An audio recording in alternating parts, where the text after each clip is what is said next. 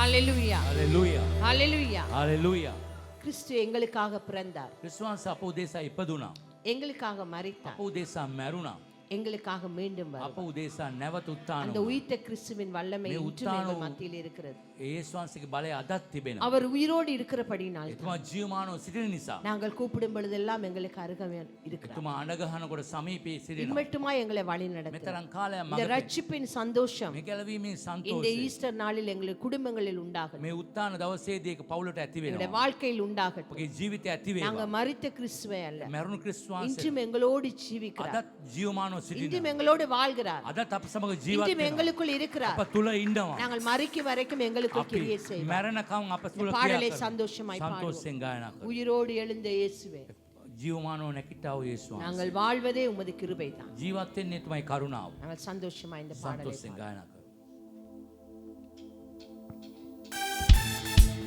கரங்களை தட்டுவோம்.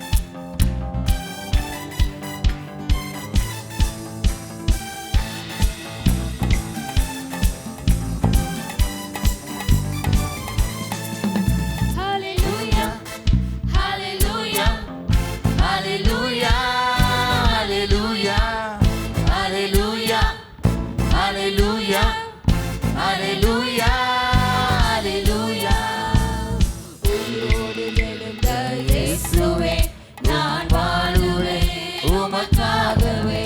நீர் ஒருவரே ஆண்டவர், நீர் ஒருவரே இரட்சகர், நீர் ஒருவரே ஆண்டவர், நீர் ஒருவரே இரட்சகர். உயிரோடு எழுந்த இயேசுவே, நான் வாழுவேன் உமக்காகவே. நீர் ஒருவரே ஆண்டவர், நீர் ஒருவரே இரட்சகர், நீர் ஒருவரே ஆண்டவர், நீர் ஒருவரே இரட்சகர். என்னை தூக்கி தூக்கி எடுத்தீரே, நீ சர்வ வல்லவரே. என்னை தூக்கி தூக்கி எடுத்தீரே, நீ சமாதான காரணரே. என்னை தூக்கி தூக்கி எடுத்தீரே, நீ சர்வ வல்லவரே. என்னை தூக்கி தூக்கி எடுத்தீரே, நீ சமாதான காரணரே. மரித்து போன அந்த லாசரை அன்று தேடியே இயேசு வந்தீரே. மரித்து போன அந்த லாசரை அன்று தேடியே இயேசு வந்தீரே. உங்க வாயின் வார்த்தையால் புது ஜீவன் வந்தது. உங்க வாயின் வார்த்தையால் புது ஜீவன் வந்தது. என்னை தூக்கி தூக்கி எடுத்தீரே, சர்வ வல்லவரே. என்னை தூக்கி தூக்கி எடுத்தீரே, சமாதான காரணரே. என்னை தூக்கி தூக்கி எடுத்தீரே, சர்வ வல்லவரே. என்னை தூக்கி தூக்கி எடுத்தீரே, சமாதான காரணரே. Hallelujah, hallelujah, hallelujah, hallelujah, hallelujah, hallelujah, hallelujah, hallelujah, hallelujah, hallelujah, hallelujah, hallelujah, hallelujah, hallelujah, hallelujah, hallelujah. மரித்து போன அந்த லாசரை அன்று தேடியே இயேசு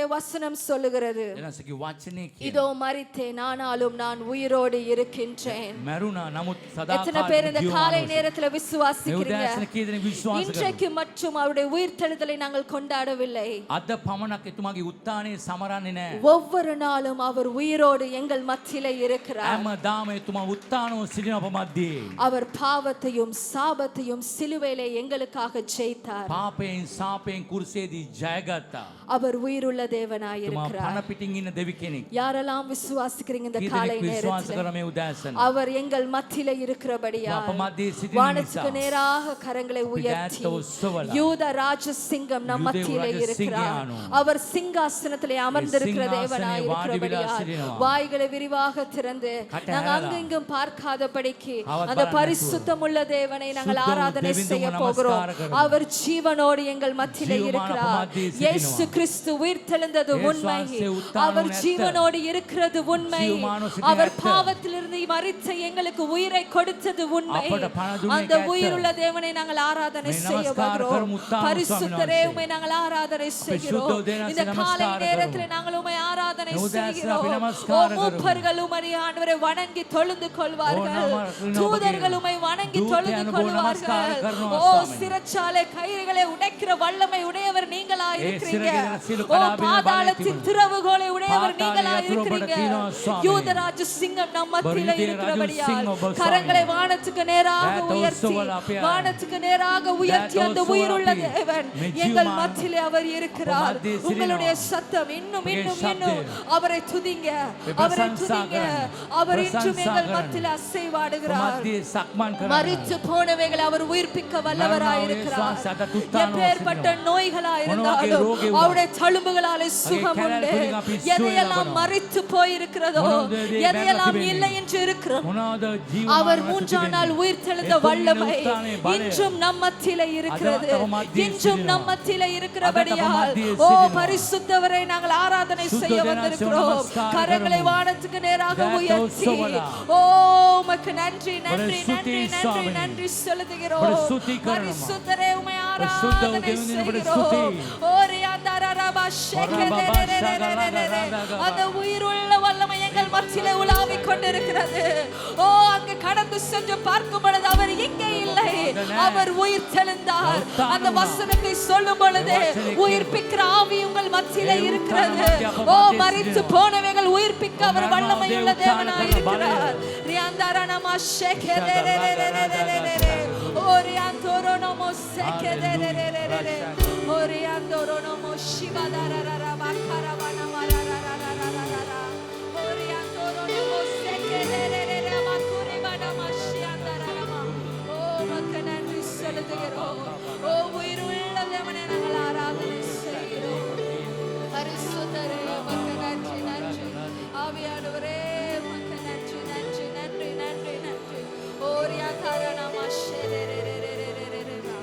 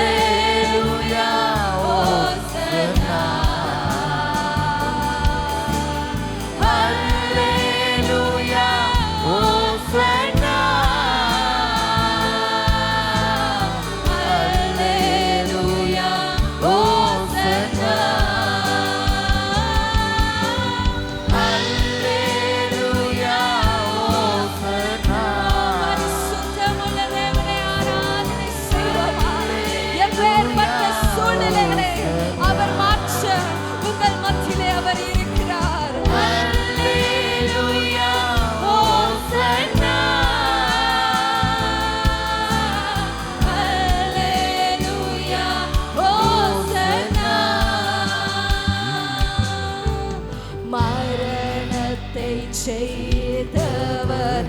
சபையார் சத்தமா பாடும். மரணத்தை வென்ற தேவனை பாடி பாதாளம் வென்ற தேவனை ஆராதனை செய்வோம்.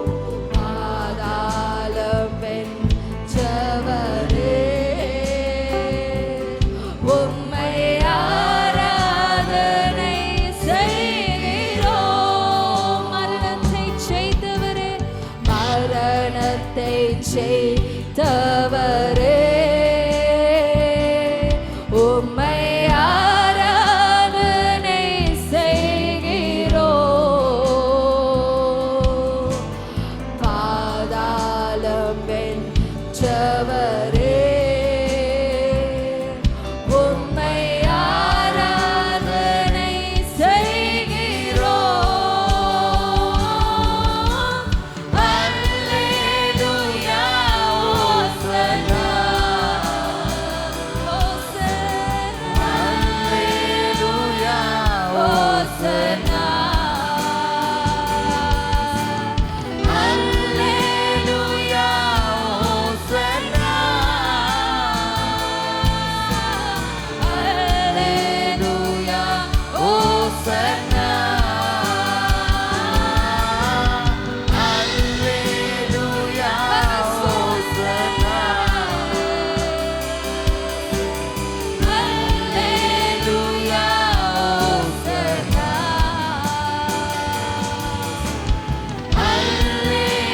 அல்லேலூயா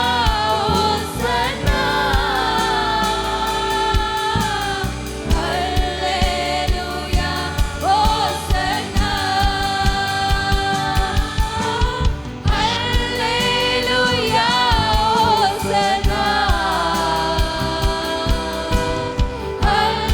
அல்லேலூயா ஓசன்னா அல்லேலூயா ஓசன்னா அல்லேலூயா ஓசன்னா அல்லேலூயா ஓசன்னா அல்லேலூயா ஓசன்னா அல்லேலூயா ஓசன்னா அல்லேலூயா ஓசன்னா அல்லேலூயா ஓசன்னா சுகதுனி சுகதுனி சர்வ பலதாரி தேவிதே. யாவரும் கரங்களை உயர்த்தி அந்த பரிசுத்தமுள்ள தேவனை நாங்கள் ஆராதனை செய்கிறோம். Oh, you are holy, Lord. You are in the seats of the holiness. தேவிதே சுகதுனி சுகதுனி சர்வ பலதாரி தேவிதே சுகதுனி சுகதுனி சர்வ பலதாரி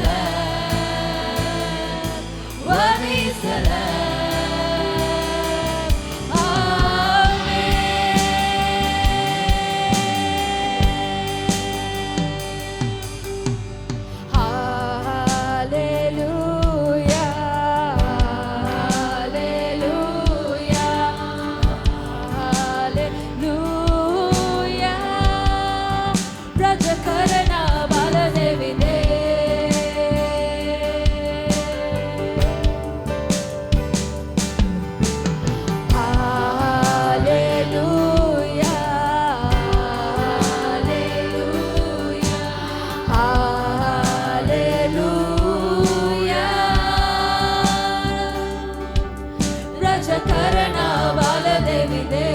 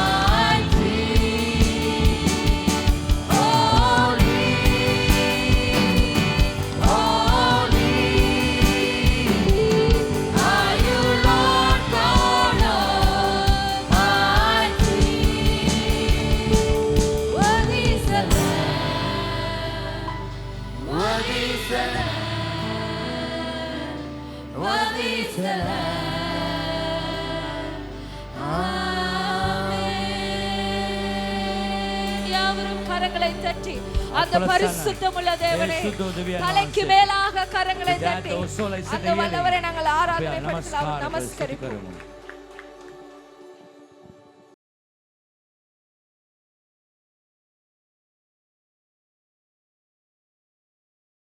உயிர்த்தெழுதலின் இந்த கொண்டாட்டம் மிக விசேஷமானது. මේ උත්තානයේ සැමරීම ඉතාමත් විශේෂිතයි. திருப்பினவங்க எல்லாம் இப்ப நான் சொல்றத சற்று கவனிங்க. පොඩ්ඩක් අවධානය යොමු කරන්න. மத்தேயு 28க்கு நாம் திருப்பி வைத்துக் கொள்வோம். මතෙව් 28ට අපි පෙරලා ගමු. ஆனா இந்த உயிர்த்தெழுதலின் உபதேசம் கிறிஸ்தவ மார்க்கத்தை வித்தியாசப்படுத்துகிறது, விசேஷித்த ஒரு மார்க்கமாய் மாற்றுகிறது. විශේෂිත ආගමක් ඇටියට වෙන් කරලා පෙන්වන්නේ මේ උත්තාන වීමේ ඉගැන්වීම මතයි. அதாவது கிறிஸ்மஸை நாம் நம்முடைய தமிழ் கலாச்சாரத்திலே இல்லாவிட்டால் நம்முடைய சபை கலாச்சாரத்திலே மிக சிறப்பாய் நாம் கொண்டாடுவோம். අපි නත්තල ඉතාමත් ස්තරන් ලෙස අපගේ සංස්කෘතිය අනුව අපි සමරනවා. சிலருக்கு இன்றைக்கு காலையில எழும்பி தான் ஞாபகமே வந்திருக்குது இன்றைக்கு ஈஸ்டர்னு. සමහර අයට මේ උදෑසන නැගිට්ටම තමයි මතක් වෙන්නේ මේක උත්තාන වීමේ මංගල්‍ය දවස කියලා. இன்றைக்கு இந்த காலை நேரம் வரைக்கும் யாராவது ஒரு நபருக்கு கூட சில நேரத்துல நீங்க அந்த வாழ்த்துதலை கொடுத்திருக்காம இருந்து ඔබ තාම උදෑසන නැගිටලා කිසි කෙනෙකුට මේ වගේ සුබ පැතීමක් දෙන්න නැතුව ඇති. பக்கத்துல பார்த்து சொல்லுங்க, ළඟින් එක්කිනට ஹாப்பி ஈஸ்டர்னு சொல்லலாம். උත්තාන වීමේ මංගල්‍ය කියලා කියන්නේ. இல்லாவிட்டால் உயிர்த்தெழுதலின் நாள் வாழ்த்துதல்னு சொல்லலாம். උත්තාන වීමේ දවසේ සැමරීම කියලා සුබ පතන්න. இதே கிறிஸ்மஸ்னா 12 மணிக்கு எல்லாருக்கும் மெசேஜ் அனுப்பி නැත්නම් මේක නත්තල වගේ නම් අපි ඔක්කොමට 12 වෙනකොට මැසේජ් යවනවා. பெரிய அட்டகாசம் பண்ணி ලොකුවට අපි සමරනවා. அது நல்லது. ඒක හොඳයි. ஆனால் உயிர்த்தெழுதல் எல்லாவற்றையும் விட இந்த கிறிஸ்தவ மார்க்கத்தை மிக வித்தியாசப்படுத்து. නමුත් මේ උත්තානයේ මංගල්‍ය හැම දෙයකටත් වඩා ඒ ක්‍රිස්තියානි ඒ මඟ පෙන්වීම ඉතා වෙනස්ව පෙන්වනවා. மதங்களை ஆரம்பித்தவர்களுக்கு ஒரு பிறந்த நாள் இருக்கிறது, அதை நினைவிலே வைத்து கொண்டாடுகிறார்கள். ඒ ආගමක් පටන් ගත්ත අයට උපන්දිනයක් තියෙනවා, ඒ දවස මතක් කරලා නම සමරනවා. ராஜாக்கள் இல்லாவிட்டால் தேசத்தை ஆளுகை செய்த பெரிய பெரிய தலைவர்களுக்கு அவர்கள் இறந்த ஒரு நாள் இருக்கிறது, அதை நினைவு வைத்தும் அதாவது கொண்டாடுவதல்ல அதை நினைவு கூறுகிறார். ඒ බෝ රජවරුන්ගේ මරණ දවසත් මතක තියාගෙන ඒක සමරනවා නෙවෙයි, ඒ දේ මතක් කරනවා. இப்படி பிறப்பதற்கு ஒரு நாள் இறப்பதற்கு ஒரு நாள் என்று சொல்லி அநேகருக்கு இருக்கிறது. බෝ අයට ඉපදීමට දවසක් මරණයට දවසක් කියලා බෝ දේවල් කට්ටියට තිබෙනවා. ஆனால் இயேசு கிறிஸ்துவுக்கு மாத்திரமே உயிர்த்தெழுதலின் நாள் என்று ஒன்று இருக்கிறது. නමුත් යේසුස් ක්‍රිස්තුස් වහන්සේට පමණයි තියන්නේ උත්ථානයේ දවසක් කියලා. இது கிறிஸ்தவ மார்க்கத்தையே மிக விசேஷமான ஒரு மார்க்கமாய் மாற்றி விடுகிறது. ඒ නිසා මේ උත්ථානය ක්‍රිස්තියානි ආගම හැමෝ ආගමටත් වඩා විශේෂිත බවක් පෙන්වනවා. கிறிஸ்துவுடைய மரணமும் உயிர்த்தெழுதலும் தான் எங்களுடைய விசுவாசத்தின் இருதயமாய் காணப்படுகிறது. අපගේ ක්‍රිස්තුස්ගේ මරණයයි උත්ථානය තමයි ක්‍රිස්තියානි ජීවිතයේ ඒ හදවත වගේ පෙන්වන්නේ. ஒரு பிரசங்கியார் இப்படி சொல்லுகிறார், දේශකෙක් මේ විදිහට කියනවා. இயேசு கிறிஸ்து உயிரோடு எழுந்திராவிட்டால் යේසුස් ක්‍රිස්තුස් වහන්සේ උත්ථාන වුණේ නැත්තම් அவர் சொன்ன எதையும் நாம் நம்ப தேவை. එතුමා කියපු කිසි දෙයක් අපිට විශ්වාස කරන්න බෑ. ஏனென்றால் அவர் சொன்னார் 3வது நாள் நான் உயிரோடு எழும்புவேன் என்று. යේසුස් වහන්සේ කිව්වා මම තුන්වෙනිදා උත්ථාන වෙනවයි කියලා. அப்படினால் அது நடக்காமல் இருந்தால் ඒක සිදු වුණේ නැත්තම් அவர் சொன்ன அனைத்தையும் நாம் விசுவாசிக்க தேவை. එහෙනම් එයා කියපු අනිත් දේවල් කිසි දෙයක් විශ්වාස කරන්න ඕනේ නැහැ. அதுவும் ஒரு பொய். அவர் சொன்ன எல்லாமே பொய்யாய் மாற வேண்டும். ඒ තුන්වෙනිදා නැගිටිනවා කියන එකත් බොරු. එයා කියපු හැම දෙයක්ම බොරු. ஆனால் இயேசு கிறிஸ்து உயிரோடு எழுந்தால் යේසුස් වහන්සේ උත්ථාන වුණා නම් அவர் சொன்ன எல்லாவற்றையும் நாம் நம்ப යේසුස් වහන්සේ කියපු හැම දෙයක්ම විශ්වාස කරන්න පුළුවන්. அதனால உயிர்த்தெழுதலின் உபதேசம் இந்த கிறிஸ்தவ மார்க்கத்தையே வித்தியாசப்படுத்துகிறது. ඒ නිසා මේ උත්ථානයේ ඒ උපදේශ දැන් ඉගැන්වීම හැම දෙයක්ම වෙනස් කරනවා ක්‍රිස්තියානි ආගම වල. இந்த காலை நேரத்திலே அதை குறித்து நாம் சேர்ந்து தியானிக்க போகிறோம். අපි මේ උදෑසන අපි හැමෝම එකතු වෙලා මෙනේ කරමු. மத்தேயு 28வது அதிகாரம். මතෙව් 28 වෙනි පරිච්ඡේදය. இது மத்தேயு உயிர்த்தெழுதலின் நாளிலே நடந்ததான சம்பவத்தை நமக்கு எழுதி මේ வைத்திருக்கிறார். උත්ථාන වීමේ සිදුවීම මතෙව්තුමා අපිට ලියා තිබෙනවා. 11வது வசனத்திலிருந்து 20வது வசனத்தை வாசிப்பார்கள். நன்றாய் கவனிங்க. 11 වෙනි පදයේ සිට 20 වෙනි පදයේ දක්වා අපි අවධානය යොමු කරමු. அவர்கள் போகையில் காவல் சேவகரில் சிலர் நகரத்துக்குள்ளே வந்து நடந்த யாவற்றையும் பிரதான ஆசாரியருக்கு அறிவித்தார்கள். இவர்கள் மூப்பரோடு கூடி வந்து ஆலோசனை பண்ணி சேவகருக்கு வேண்டிய பணத்தை கொடுத்து, நாங்கள் நித்திரை பண்ணுகையில் அவனுடைய சீஷர்கள் ராத்திரியிலே வந்து அவனை களவாய் கொண்டு போய்விட்டார்கள் என்று சொல்லுங்கள்.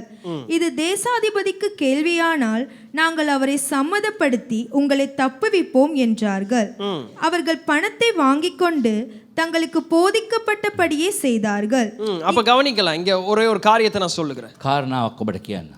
இங்கேயே பணம் எப்படியாய் பயன்படுத்தப்படுகிறது என்று நீங்கள் பார்க்கலாம். මේ මුදල් කොයි විදිහට මෙතන පාවිච්චි වෙන්නේ කියලා අපි බලන්න පුළුවන්. நான் கடந்த வாரம் உங்களுக்கு பிரசங்கிக்கும் பொழுது போதகர் சொன்னார் பணம் நமக்கு தேவையானது. ගිය සුමානේ අපගේ දේශකයා දේශනා කරන මුදල් අවශ්‍යයි. ஆனால் இங்கே பார்க்கிறோம் உயிர்த்தெழுதலின் இந்த காலை நேரத்திலே මේ උත්ථාන වීමේ සිදුවීමේ මේ උදෑසන பணம் தீமையான விதத்திலே கையாளப்படுகிறது. මේ මුදල් නරක දෙයකට පාවිච්චි කරනවා. இது ஒரு நல்ல விஷயம் தான். මේක හොඳ දෙයක් තමයි. ஆனால் உயிர்த்தெழுதலின் இந்த செய்தியை அவர்கள் குழப்பி விடும்படியாக මේ උත්ථාන වීමේ ආරංචියේ පණිවිඩය කලබන පිණිස இங்கே பணம் கொடுக்கப்படுகிறது. ඒ මුදල් දෙනු ලබනවා. 16வது வசனம்.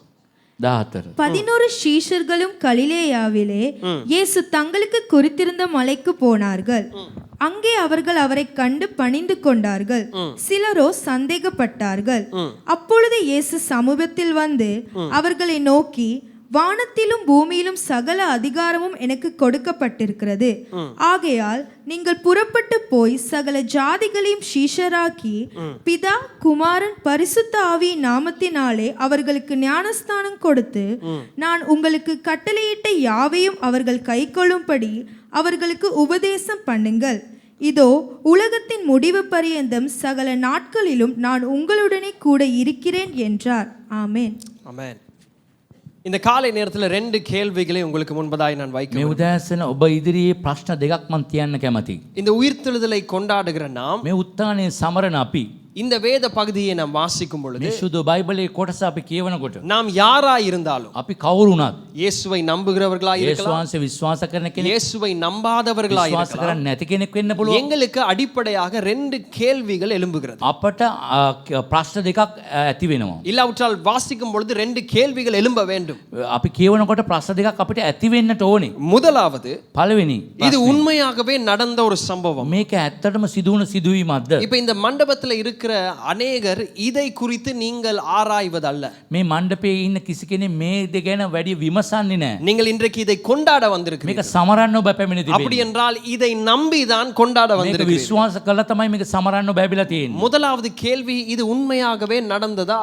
පළවෙනි ප්‍රශ්නේ නම් මේක ඇත්තටම සිදුවුණ සිදුවීමක්ද? நான் சொல்லுகிறதை சற்று கவனிங்க. මම කියන දේ පොඩ්ඩ අවධානය යොමු කරන්න. ஏனென்றால் கர்த்தர் உங்களை வாழ பண்ணுகிறதான இந்த சமுதாயம் ඔබ ජීවත් කරන මේ සමාජය තුල இதை இலகுவாய் நம்புவதல்ல. මේක පාස්වෙන් කවුරුත් විශ්වාස කරන්නේ නැහැ. இன்றைக்கு இதை சிலர் கட்டுக்கதை என்று சொல்லுகிறார். සමහර අය මේ කියන සුරංගනා කතාවක් කියලා ඇටි හිතනවා. சில நேரத்தில் இந்த உயிர்த்தெழுதலை குறித்து யாராவது உங்களுக்கு கேள்வி எழுப்பும் பொழுது සමහර අය උත්ථානය ගැන සමහර අය ප්‍රශ්න ආනකොට நீங்க சும்மா சொல்ல முடியாது, ඔබට නිකන් කියන්න බෑ. எனக்கு சின்னதுல இருந்தே அம்மா இதை சொல்லி வளர்த்தாங்க, පොඩි කාලේ ඉඳලම මට මේ දේ කියලා මාව අදා වැඩි කරගත්තා. அதனால நான் இதை நம்புறேன். ඒ දේ මම විශ්වාස කරනවා. ඒ නිසා இல்லாவிட்டால் சபையிலே எனக்கு இதை சொல்லி නැත්නම් මගේ தந்திருக்கிறார்கள், සභාවේ මට දේශනා කරලා මං ආලා තියෙනවා. அதனால நான் இதை ඒ நம்புகிறேன். නිසා මම විශ්වාස කරනවා. விசுவாசம் ஆதாரங்களோடு சேர்ந்ததாய் இருக்கிறது. ඒ ඇදහිල්ල නැත්නම් විශ්වාස කරන දේ ආධාර සමග එකතු වෙන්නට ඕනේ. அப்ப முதலாவது நான் இந்த கேள்வியிலே உங்களுக்கு சொல்லி தர விரும்புவது இதுதான். මේ ප්‍රථමයෙන් මේ ප්‍රශ්නේ කියන්නට හේතුව මේක තමයි.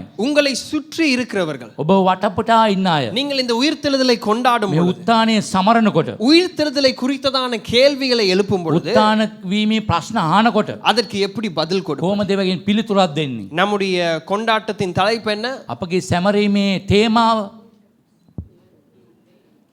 நம்முடைய 32வது வருட கொண்டாட்டத்தின் தலைப்பு என்ன? අවුරුදු 32 සංවත්සරයේ තේමාව திரளான அறுவடை. අධික අස්වැන්න. அப்ப கடந்த வாரத்திலிருந்து ஆரம்பிக்கப்பட்டிருக்கிறது. ගිය සුමානේ අපි පටන් ගත්තා. ஒரு பெரிய அறுவடையை உள்ளே கொண்டு வருவது. ලොකු අස්වැන්නක් ඇතුළට ගේන්න. அப்ப அறுவடையிலே தேர்ச்சி பெற்றவர்களா இருக்க வேண்டும் என்றால் ඒ දේ හොඳට පුහුණු වෙච්ච අයක් වෙනගෙන ඉන්නවට ඕනේ නම් இந்த கேள்விக்கான பதில் நமக்கு மிக முக்கியம். මේවැනි ප්‍රශ්නෙට පිළිතුර අපිට ඉතා වැදගත්. இது எங்களுக்கு அல்ல, ඒක අපට නොවේ. இது எங்கள் மூலமாய் மற்றவர்களுக்கு අප கொடுக்கப்படும். තුලින් අන් අයට දෙන පිණිස. இரண்டாவது கேள்வி, දෙවන ප්‍රශ්නේ இந்த சம்பவம் உண்மையாய் நடந்தால் මේ දේ ඇත්තටම සිදු වුණා නම් இது எப்படி என்னுடைய வாழ்க்கையை மாற்றுகிறது? කොහොමද මගේ ජීවිතය වෙනස් කරන්නේ? இது மிக முக்கியமானது. ඒක ඉතා වැදගත්. முதலாவது நான் சொன்னேன், ප්‍රථමයෙන් මං කිව්වා இது உண்மையாக நடந்திருக்கிறதா? මේක ඇත්තටම මේ සිදු වුණාද මේ සිදුවීම? நாம் இன்றைக்கு வாழுகிறதான இந்த சமுதாயம், අපි ජීවත් වෙන මේ සමාජය நாம் சில நேரத்துல சொல்லலாம் இது விசுவாசம் இல்லாத ஒரு சமுதாயம், සමහරට අපිට කියන්න පුළුවන් මේ සමාජයේ විශ්වාසයක් නැති සමාජයක්. நம்பிக்கை இல்லாத ஒரு சமுதாயம். බලාපොරොත්තුවක් නැති සමාජයක්. ஆனால் உண்மை என்னவென்றால் ඇත්ත කිව්වොත් நாம் வாழுகிற சமுதாயம் අපි ජීවත් වෙන මේ සමාජය அது விசுவாசம் அற்றதல்ல, ඇදහිල්ලක් නැතුව නොවේ. அது எதை விசுவாசிக்க வேண்டுமோ அதை மாத்திரம் விசுவாசிக்கும். මොනවද විශ්වාස කරන්න ඕනේ ඒ පමණක් විශ්වාස කරන අය. சில நேரத்துல ஒரு நபரை அழைத்து இன்னொரு நபர் சொல்லலாம், நான் உனக்கு ஒரு நல்ல வெளிநாட்டு வாய்ப்பை உனக்கு தருகிறேன். එක තව කෙනෙක් අඬගහලා තව කෙනෙකුට කියන්න පුළුවන් මම පිටරට අවස්ථාවක් ඔබට දෙනවායි කියලා. சில நேரத்துல அந்த தேசத்திற்கு அவர்கள் போயிருக்கவே மாட்டார்கள். ඒ දේශයට එයා ගිහිල්ලා නැහැ. அதற்கு பின்பதாக அவர்கள் என்ன செய்கிறார்கள்? தங்களை ஆயத்தப்படுத்தி பணங்களை கொடுத்து ஒரு வேலை வாய்ப்புக்காக இன்னொரு தேசத்திற்கு போகிறார்கள். රැකියාවක් සඳහා ඒ මුදල් දීලා තව දේශයකට යන්නට උත්සාහ දරනවා. அந்த செயல்லே பெரிய ஒரு விசுவாசம் இருக்கிறது. එයා කරන ඒ ක්‍රියාවේ ලොකු විශ්වාසයක් තිබෙනවා. அவர்கள் பெரிதாக ஆராய்வதல்ல, ලොකුවට විමසන්නේ නැහැ. ஒரு மனுஷனுடைய வார்த்தையை நம்பி ඒ මිනිස්සෙගේ වචනේ විශ්වාස කරලා தங்களுடைய வாழ்க்கையை அவர்கள் மாற்றுகிறார்கள். තමගේ ජීවිතය වෙනස් කරගන්නවා. அப்ப இன்றைக்கு சமுதாயம் விசுவாசம் அற்றதல்ல, මේ අද සමාජයේ විශ්වාසය නැතුව නොවේ. விசுவாசம் உள்ளதுதான். විශ්වාසය ඇතුව ඉන්න කෙනා තමයි ஆனால் எதெல்லாம் அவர்களுக்கு தேவையோ அதை மாத்திரம் விசுவாசம். මොන මොන දේද එයාට අවශ්‍ය ඒ දේ කෙරේ විශ්වාසයක් තබනවා. இப்படிப்பட்ட ஒரு சமுதாயத்துல தான் நாம் ரட்சிப்பை கொண்டு போக வேண்டும். මෙවැනි සමාජයක් තුලට තමයි අපගේ ගැලවීමත් ගෙනියන්නට ඕනේ. ஒரு நபருடைய வார்த்தையை கேள்வி கேட்காமல் நம்புகிற ஒரு கூட்டம் இது. එක පුද්ගලයෙක්ගෙන් ප්‍රශ්න ආන්න නැතුව විශ්වාස කරන කණ්ඩායමක් ඉන්නවා. ஆனால் உயிர்த்தெழுதலையோ கட்டுக்கதை என்று கூப்பிடுகிற ஒரு கூட்டம் இது. නමුත් උත්තාන වීම ඒ සුරංගනා කතාවක් කියලා කියන කණ්ඩායමකුත් ඉන්නවා. இந்த கூட்டத்திற்குள்ளே தான் கர்த்தர் அறுவடையை நமக்கு தர வேண்டும். නමුත් මෙවැනි සමාජයක් තුල තමයි අපිට ලොකු අස්වැන්නක් ස්වාමීන් වහන්සේ දෙන්නේ. அதுதான் நான் சொல்ல போகிறதை நன்றாய் நீங்கள் கவனிக்க ඒ வேண்டும். නිසා අපි කියන දේ තාමත්ම අවධානය යොමු කරන්න இரண்டாவது ඕනේ. கேள்வி, දෙවන ප්‍රශ්නේ. இது உண்மை என்று சொன்னால் இது எப்படி என்னுடைய வாழ்க்கையை மாற்றுகிறது? ඒක ඇත්තනම් මගේ ජීවිතේට බලපෑවේ කොහොමද ඒක? பல உண்மைகள் நம்முடைய வாழ்க்கையில நாம் அறிந்திருக்கிறோம். බෝ ඇත්ත අපි අපගේ ජීවිතේ දන්නවා අපි. எத்தனையோ மைல்கள், எத்தனையோ 1000 மைல்களுக்கு தூரத்துல இருக்கிறதான நிலாவிலே மனுஷன் நடந்திருக்கிறான். අප ගොඩාක් දහස් ගණන් කිලෝමීටර් දුර තියෙන හඳේ මිනිස්සු ඇවිද්ද බව අපි දන්නවා. அதை எத்தனை பேர் நம்புகிறீர்கள்? කී දෙනෙක් විශ්වාස කරනවද? நம்ம நம்ப வேண்டிய ஒரு காரியம் தான். අපි විශ්වාස කරන්න ඕන දෙයක් තමයි. அது வரலாற்றிலே நாம் அறிந்த ஒரு உண்மை. ඒ ඉතිහාසගත දේ අපි ඇත්ත දෙයක්. ஆனால் அது எங்களுடைய வாழ்க்கையை மாற்றுவது. නමුත් ඒක අපගේ ජීවිතේ වෙනසක් කරන්නේ නැහැ. நம்முடைய வாழ்க்கையை மாற்றுகிற உண்மைகள் என்ன? අපගේ ජීවිතේ වෙනස් කරන ඇත්ත මොනවද? உயிர்த்தெழுதல் நம்முடைய வாழ்க்கையை மாற்ற வேண்டும். නමුත් උත්තානය අපගේ ජීවිතේ වෙනස් කරන්න ஓ, ඕනේ. அவர் உயிரோடு எழுந்தார் என்பதை நாம் கொண்டாடவில்லை. ඒක එතුමා උත්තාන වුණා කියන දේ සමරනවා පමණක් அந்த නෙවෙයි. கொண்டாட்டத்திலே அவரோடு நாமும் உயிரோடு எழுந்திருக்கிறோம். ඒ සැමරීමේදී මමත් උත්තාන වුණා කියන සතුට තමයි තිබෙන්නේ. இதுதான் நாம் இன்றைக்கு அறிந்து கொள்ள வேண்டியதான காரியம். ඒක තමයි අද දවසේ දැනගන්නට ඕනේ කාරණාව. வேகமாய் இந்த ஒரு வசனத்தை வாசிக்கலாம். ரோமர் 6வது அதிகாரம் 4வது வசனம். රෝම 6:4. ரோமர் 6வது அதிகாரம் 4வது வசனம். රෝම 6:4. மேலும் பிதாவின் மகிமையினாலே எல்லாரும் திருப்பிக் கொள்வோமா? අපි හැමෝම පෙරලා ரோமர் 6வது அதிகாரம் රෝමර් 6:4. 4வது வசனம். சரி, வாசிங்க. மேலும் பிதாவின் மகிமையினாலே கிறிஸ்து மரித்தோரிலிருந்து எழுப்பப்பட்டது போல கிறிஸ்து மரித்தோரிலிருந்து எழுப்பப்பட்டது போல அவருக்கு என்ன நடந்ததோ அதே போலவே එතුමාට සිදු වුණ දේ වගේම ஆ, நாமும் புதிதான ஜீவனுள்ளவர்களாய் நடந்து கொள்ளும்படிக்கு ஒரு ஆமென் சொல்லுவோமா? ஏன் ஆமென் தெரியுமா? புதிதான ஜீவன் உள்ளவர்களாய் நடப்பதற்கு ஒரு வழி இருக்கிறது. අලුතින් ජීවනය ලබලා ජීවත් වෙන්නට මාර්ගයක් තිබෙනවා. வாசிங்க. அவருடைய மரணத்திற்குள்ளாக்கும் ஞானஸ்தானத்தினாலே கிறிஸ்துவுடனே கூட அடக்கம் பண்ணப்பட்டோம். நாம் கிறிஸ்துவோடு கூட அடக்கம் பண்ணப்பட்டு ஞானஸ்தானத்திலே நாம் எழுப்பப்படும் பொழுது புதிய ஒரு ஜீவனை நாம் பெற்றுக்கொள்கிறோம். විශ්වාසය සමග අපි භූමදාන කරලා ඒ ශ්වාසෙත් එක්ක නැගිටිනකොට අලුත් ජීවනයක් අපට ලැබෙනවා. 6 நாட்களுக்கு பின்பதாக கர்த்தர் அவருடைய சிருஷ்டிப்பை நிறுத்தி விட்டார். දවස් 6න් පස්සේ දෙනාසගේ මැවීම සියල්ල නතර කරා. இன்றைக்கு கர்த்தர் புதிதாக எதையும் சிருஷ்டிப்பதல்ல. දෙනාස දැන් අලුතින් මැවීම දෙයක් මවන්නේ නැහැ. சிருஷ்டிக்கப்பட்டதை மனிதன் எடுத்து இப்பொழுது உருவாக்கி கொண்டிருக்கிறார். නමුත් මවපු දේ මනුෂ්‍යයා විසින් අලුත් නිර්මාණ කරනවා ඒ තුලින්. மனுஷன் கிரியேஷன் நம்ம சொல்லுவோம், புதிதாக கண்டுபிடிக்கிறான், இன்வென்ட் பண்ணுகிறான். අලුත් දේවල් හොයා ගන්නවා මනුෂ්‍යයා මේ මැවීම තුලින්ම.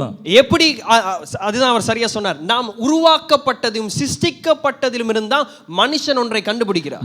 දෙවියන් වහන්සේ මවපු දේෙන් තමයි මනුෂ්‍යයා තවත් අලුත් දෙයක් හොයාගන්නේ. ஆனா கர்த்தர் ஒன்றும் இல்லாததிலிருந்து அவர் சிருஷ்டிக்கிறார். නමුත් දෙවියන් වහන්සේ කිසි දෙයක් නැති දේ අලුත්ින් ස්වාමීන් වහන්සේ මැව්වා. 6 நாட்களுக்கு பின்பதாக கர்த்தர் எதையும் சிருஷ்டிக்கவில்லை. දවස් 6කට පස්සේ ස්වාමීන් වහන්සේ කිසි දෙයක් මැව්වේ නැහැ. முதல் 6 நாட்களும் தேவன் எல்லாவற்றையும் சிருஷ்டித்தார். දවස් 6න් ස්වාමීන් වහන්සේ සියල්ල මවා නිම කළා. இப்பொழுது தானாகவே நியமனங்களின்படி உலகம் அதாவது வாழ்ந்து கொண்டிருக்கிறது. මනුෂ්‍යයා ඉබේම එයාගේ නියමයේ අනුව මනුෂ්‍යයා ජීවත් වෙමින් ඉන්නවා. ஆனால் இன்றைக்கு அவர் ஒன்றே ஒன்று காரியத்தை மாத்திரம் மனுஷனுக்குள் சிருஷ்டிக்கிறார். නමුත් එක දෙයක් පමණක් මනුෂ්‍යයා තුල දෙනාසි මවනවා. 2 கொரிந்தியர் 5வது அதிகாரம் 21வது வசனம் திருப்ப தேவையில்லை. இதிலே பவுல் சொல்லுகிறார், පවුල්තුමා කියනවා கிறிஸ்துவுக்குள்ள இருக்கிற நாம் ක්‍රිස්තුස් වහන්සේ තුල ඉන්නම අපි எப்படியா இருக்கிறோம்? කොහමද ඉන්නේ? புதிய சிருஷ்டியா. අලුත් මැවිල්ලක් වගේ. ஒரு ஆமென் சொல்லுவோம். ආමෙන් කියන්න. உயிர்த்தெழுதல் தான் உத்தானம். நமக்கு அதை தருகிறது. ඒ උත්තානේ තමයි ඒ මැවිල්ල අපට දෙන්නේ. புதிய ஜீவனுக்குள்ளே நம்மை நடத்துகிறது. අලුත් ජීවනයේ තුල අපිව මඟ පෙන්නනවා. அப்ப 2 கேள்விகள். ප්‍රශ්න දෙකයි. உண்மையாகவே இது நடந்ததா? අවංකව මේ දේ සිදු වුණාද? இது நடந்திருந்தால் இது எப்படி என்னை மாற்றும்? ඒම සිදු වුණා නම් මගේ ජීවිතේට කොහොමද ඒක බලපාන්නේ? உண்மையாகவே இது நடந்திருக்கிறது. අවංකව ඇත්තටම ඒක සිදු වුණාද? மத்தேயு 28வது அதிகாரத்துக்கு திருப்பிக் கொள்ளலாம். මතෙව් 28 වෙනි පරිච්ඡේදය අපි නැවත පෙරලා ගමු. வாசிங்க 11வது வசனம் 12வது வசனம். 11 இல்ல வாசிப்போம். 13 14 13 14 13 14 நாங்கள் நித்திரை பண்ணுகையில் அவருடைய சீஷர்கள் ராத்திரியிலே வந்து அவளை கனவாய் எடுத்துக்கொண்டு போய்விட்டார்கள் என்று சொல்லுங்கள். இது தேசாதிபதிக்கு கேள்வியானால் நாங்கள் அவரை சம்மதப்படுத்தி உங்களை தப்புவிப்போம் என்றார்கள். அவர்கள் பணத்தை வாங்கிக் கொண்டு தங்களுக்கு போதிக்கப்பட்டபடியே செய்தார்கள். இந்த பேச்சு யூதருக்குள்ளே இந்நாள் வரைக்கும் பிரசித்தமாய் இருக்கிறது. இந்த பேச்சு මේ කතාව மத்தேயு இது இயேசு கிறிஸ்து மரித்த பொழுது எழுதின அதாவது புத்தகம் அல்ல. இதை මේ මතෙව් යේසුස් වහන්සේ මරණයට පස්සේ ලියපු පුතක් නෙවෙයි. இல்ல மன்னிக்கும், அதாவது இயேசு சிலுவையில இருக்கும் பொழுது எழுதின புத்தகம் அல்ல. යේසුස් ක්‍රිස්තුස් වහන්සේ කුරුසයේදී ඉන්නකොට ලියපු පුත නෙමෙයි. மத்தேயு 30 வருடங்களுக்கு பின்பதாக இதை எழுதுகிறார். මතෙව් තුමා යේසුස් වහන්සේ මරණයට පස්සේ අවුරුදු 30කට පස්සේ මේ පොත ලියන්නේ. அப்பொழுதும் அவர் என்ன சொல்லுகிறார்? එවිට මොනවද කියන්නේ? இவ்விதமான கதைகள் இன்னும் මෙවැනි කතා பிரசித்தமா இருக்கிறது. තාමත් ප්‍රසිද්ධව තිබෙනවා යුදෙවරු பணம் මතේ. கொடுத்து ஒரு விதமான கதை வந்துருச்சு. මුදල් දීලා අලුත් කතාවක් නිර්මාණය කළා. அதனாலதான் இன்றைக்கு அநேகர் சொல்லுவார்கள் இயேசு ஒரு நல்ல மனுஷன், යේසුස් වහන්සේ අදත් කියන්නේ හොඳ මිනිසෙක්, இயேசு ஒரு நல்ல ஞானமுள்ள හොඳ மனுஷன், ප්‍රඥාවන්ත මිනිසෙක්, நல்ல பண்புகள் இருக்கிறது. හොඳ ගතිගුණ ඇති තිබෙනවා. ஆனா அவர் உயிரோடு எழுந்தார், இதெல்லாம் நம்மால நம்ப முடியாது. නමුත් උත්තාන වුණා කියන දේ අපිට විශ්වාස කරන්න බෑ. அதை கட்டுக்கதை என்று சொல்வார். ඒක සාමාන්‍යයෙන් හදපු කතාවක්.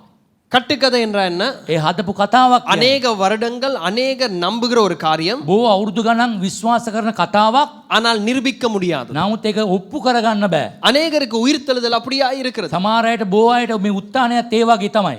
ஆனால் நன்றாய் நாம் இதை අපි கவனித்தால் හොඳට අවධානය යොමු කරොතින් இதிலே நாம் நன்றாய் புரிந்து கொள்கிறோம் இது ஒரு கட்டுக்கதை அல்ல. මේක හොඳට තේරුම් ගත්ත අපිට තේරෙනවා මේක සුරංගනා කතාවක් නැත්නම් අදපු කතාවක් නෙවෙයි. கட்டுக்கதைகள் எப்படி உருவாகுகிறது? ඒ අදන කතා කොහොමද ඇති වෙන්නේ? ஒரு மனுஷன் வாழ்கிறான், එක මිනිස්සෙක් ජීවත් වෙනවා 100-200 வருடங்களுக்கு பின்பதாக අවුරුදු 100-200කට පස්සේ அவருடைய படிப்பினை எடுத்து එයාගේ අධ්‍යාපනය කරුණු කොටගෙන அவருடைய படிப்பினை அவருடைய போதனைகளை எடுத்து එයාගේ ඉගැන්වීම අනුව அதற்கு பின்பதாக அவரை சற்று மனுஷனுக்கு மேலாக உயர்த்தி அவரை கடவுளாய் மாற்றுகிறார். එයා මනුෂ්‍යයන්ටත් ඉහළින් දෙවි කෙනෙක් හැටියට එයාව සලකනවා. அதற்கு பின்பதாக மனுஷர்கள் அதை அப்படியாக நம்புகிறார். ඒ පස්සේ කාලයක් යනකොට මිනිස්සු ඒ දේ විශ්වාස කරනවා. ஆனால் இது அப்படி நடக்கவில்லை. නමුත් එවැනි දෙයක් නෙමෙයි මෙතන. இயேசு மரித்து යේසුස් වහන්සේ මැරිලා அவர் உயிரோடு எழுந்து උත්ථාන වෙලා 30 வருடங்களுக்கு பின்பதாக අවුරුදු 30කට පස්සේ இதை எழுதுகிறார்கள். මේ ලියනවා මේක. நீங்க யோசிக்கலாம் அதுல என்ன அர்த்தம் இருக்கு? එහෙනම් තේරුමක් මොනවද තිබෙන්නේ මේකේ? லூக்கா 7வது அதிகாரம் 11வது வசனம். ලූකා 7:11. லூக்கா 7வது அதிகாரம் 11வது வசனத்துல ලූකා 7:11. இதிலே நாம் பார்க்கிறோம் මේකේ අපි බලනවා. நாயின் ஊர் என்கிறதான அந்த ஊரிலே விதவையுடைய மகனை ஆண்டவர் உயிரோடு எழுப்புகிறார். ඒ වැන්දපුවාගේ පුතාව යේසුස් වහන්සේ උත්ථාන කරනවා. இது உண்மை சம்பவமா මේක இருக்கிறது. ඇත්ත සිදුවීමක්. இது ஒரு கட்டுக்கதையா இருந்தால் මේක සුරංගනා කතාවක් නම් இதை எழுதும் பொழுது මේක ලියනකොට இல்லாவிட்டால் இது மற்றவர்களுக்கு அறிவிக்கப்படும் பொழுது මේ දේ අනිත් අයට දන්වනකොට இந்த நடந்த சம்பவம் அந்த ஊரில் இருக்கிற எல்லா மக்களுக்கும் தெரியும். මේ සිදුවුණු සිදුවීම ඒ ගමේ අය ඔක්කොමඩ දන්නවා. அதை அதற்கு பின்பதாக அறிவித்து பலர் அறிந்திருப்பார்கள். ඊට පස්සේ බොහෝ අය දැනගන්න ඇති ඒ දේ. இது ஒரு கட்டுக்கதை என்று சொன்னால் මේක අදපු කතාවක් නම් இதை இவ்வளவு சீக்கிரமா எழுத முடியாது. මෙතරම් සීක්‍රෙන් ලියන්න බෑ මේක. அப்படினால் 200 வருடங்கள் 300 வருடங்களுக்கு பின்பதாக தான் இப்படிப்பட்ட ஒரு கதையை எழுதி இருக்க வேண்டும். අවුරුදු 200ක් 300කට පස්සේ තමයි මේ කතාව ලියන්නට ඕනේ. 1 கொரிந்தியர் 15வது அதிகாரம் 1 කොරින්ති 15 වෙනි පරිච්ඡේදය 7வது 8வது வசனத்தை கவனிங்க. 7 අපි යොමු කරමු. பவுல் சொல்லுகிறார், පවුල් තුමා කියනවා பவுல் உயிர்த்தெழுதலுக்கு பின்பதாக 30 வருடங்களுக்குள்ளே இந்த நிருபங்களை எழுதுகிறார். පවුල් තුමා උත්ථානයෙන් පස්සේ අවුරුදු 30කට පස්සේ තමයි මේ ලිපි ලියන්නේ. அவர் சொல்லுகிறார், இயேசு உயிரோடு எழுந்த பின்பதாக යේසුස් වහන්සේ උත්ථාන වුණාට පස්සේ அவர் உயிரோடு பலரை சந்திக்கிறார். ඒ උත්ථාන වුණාට පස්සේ බොහෝ අයව මුණ ගැහෙනවා. ஒரு இடத்திலே 500 பேரை එක சந்திக்கிறார். තැනක 500ක් මුණ ගැහෙනවා. பவுல் 500. சொல்லுகிறார், நான் இப்பொழுது எழுதும் பொழுதே මම පවුල් තුමා කියන දැන් මම ලියනකොට இயேசு சந்தித்த 500 பேரிலே යේසුස් වහන්සේ මුණ ගැහුණු 500 දෙනා තුල ஒரு சிலர் மரித்து போயிருக்கிறார்கள். සමහර අය මරණයටපත් වෙලා ඉන්නවා. ஆனால் ஒரு சிலர் உயிரோடு இருக்கிறார்கள். සමහර අය තාමත් පණ පිටින් ඉන්නවා. புரிகிறதா நான் சொல்லுகிறது? කියන දේ තේරෙනවද? இது பல வருடங்கள் போன பின்பதாக எழுதப்பட்ட ஒரு காரியம் அல்ல. ඕ අවුරුදු ගණන් ගියාට පස්සේ ලියන කතාවක් නෙමෙයි මේ යේසුස් වහන්සේගේ සිදුවීම. இயேசு உயிரோடு இருக்கிறார் என்பதை அறிந்த යේසුස් වහන්සේ ජීවමානව ඉන්න බව දැනගත්ත ஜனங்கள் உயிரோடு இருக்கிற ඒ ජනතාව පණ පිටින් ඉන්න ජනතාව මැදියම இது எழுதப்படுகிறது. මේක ලියනු ලබනවා. அப்படின்றால் இது ஒரு கட்டுக்கதை அல்ல. එහෙනම් මේක සුරංගනා කතාවක් இது නෙවෙයි. உருவாக்கப்பட்ட ஒரு சம்பவம் அல்ல. මේක ඇති වුණු කතාවක් නෙවෙයි ඇත්ත வாசிங்க, කතාව. 1 கொரிந்தியர் 15வது அதிகாரம் 1 කොරින්ති 15 වෙනි 7 පරිච්ඡේදය 8. 8. பின்பு யாக்கோபுக்கும் அதன் பின் அப்போஸ்தலர் எல்லாருக்கும் தரிசனமானார். எல்லாருக்கும் பின்பு அகால பிறவி போன்ற எனக்கும் தரிசனமானார். நான் அப்போஸ்தலர் எல்லாரிலும் சிறியவனாய் இருக்கிறேன். அதுக்கு முதல் இருக்கிற வசனத்தை வாசிங்க பாப்போம். அதன் பின்பு அவர் 500 பேருக்கு அதிகமான சகோதரருக்கும் ஒரே வேளையில் தரிசனமானார். அவர்களில் அநேகர் இந்நாள் வரைக்கும் இருக்கிறார்கள். அவர்கள் அநேகர் இந்நாள் வரைக்கும் என்ன இருக்கிறார்கள்? බොහෝ අය අදත් அப்படின்னா இதை போய் நீ கேட்கலாம்.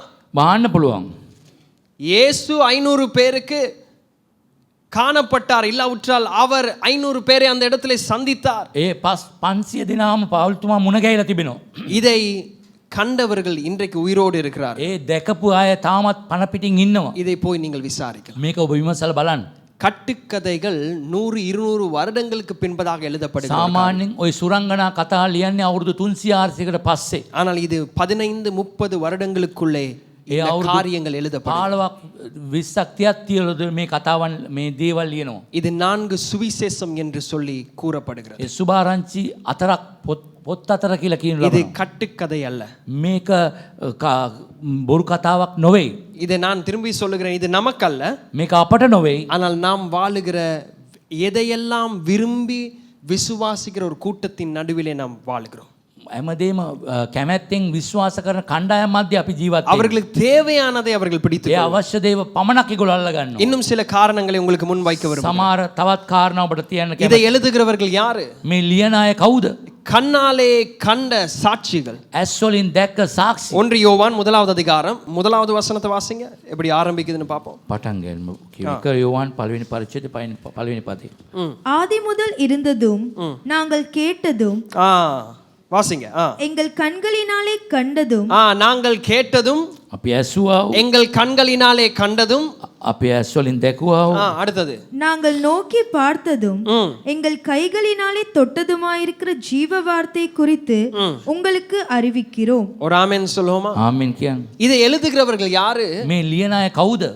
பல 100 200 300 வருடங்களுக்கு பின்பதாக வாழ்ந்தவர்கள் அல்ல. අවුරුදු 300 450ක ජීවත් වුණ අය නෙමෙයි. இயேசுவை பார்த்து යේසුස් වහන්සේව දැකලා கண்களினாலே அவருடைய உயிர்த்தெழுதலை கண்ட, ඇස් වලින් එයාගේ උත්ථානය දැක්කා. அவரோடு கூட நடந்த ඒ ඇත් එක ඇවිද්ද சாட்சிகள். සාක්ෂිමත් සාක්ෂිය. இவர்கள் சாட்சிகள். ඒගොල්ලෝ තමයි සාක්ෂි. ஆனால் மத்தேயு 28வது அதிகாரத்திலே මතෙව් 28 වෙනි පරිච්ඡේදයේ யார் உயிர்த்தெழுதலின் சாட்சி என்று கவனிங்க. කවුද උත්ථාන වීමේ සාක්ෂිය? இது ஒரு கட்டுக்கதையா இருந்தால் මේක සුරංගනා කතාවක් නම් இதை எழுதுகிறவர்கள் இவ்விதமா எழுதியிருக்க மாட்டார். මේ ලියන අය මේ විදිහට ලියන්නේ නැහැ. முதலாவது இயேசு யாருக்கு தோன்றுகிறார்? යේසුස් වහන්සේ ප්‍රථමයෙන් කාටද දර්ශනය වෙන්නේ? மத்தேயு 28 முதலாவது வசனம். මතෙව් 28 පළවෙනි පදේ. மத்தேயு 28 முதலாவது வசனம். මතෙව් 28 පළවෙනි පරිච්ඡේදය පළවෙනි පදේ. ஓய்வு நாள் முடிந்து வாரத்தின் முதலாம் நாள் விடிந்து வருகையில் மகதலேனா மரியாளும் மற்ற மரியாளும் கல்லறையை பார்க்க வந்தார்கள்.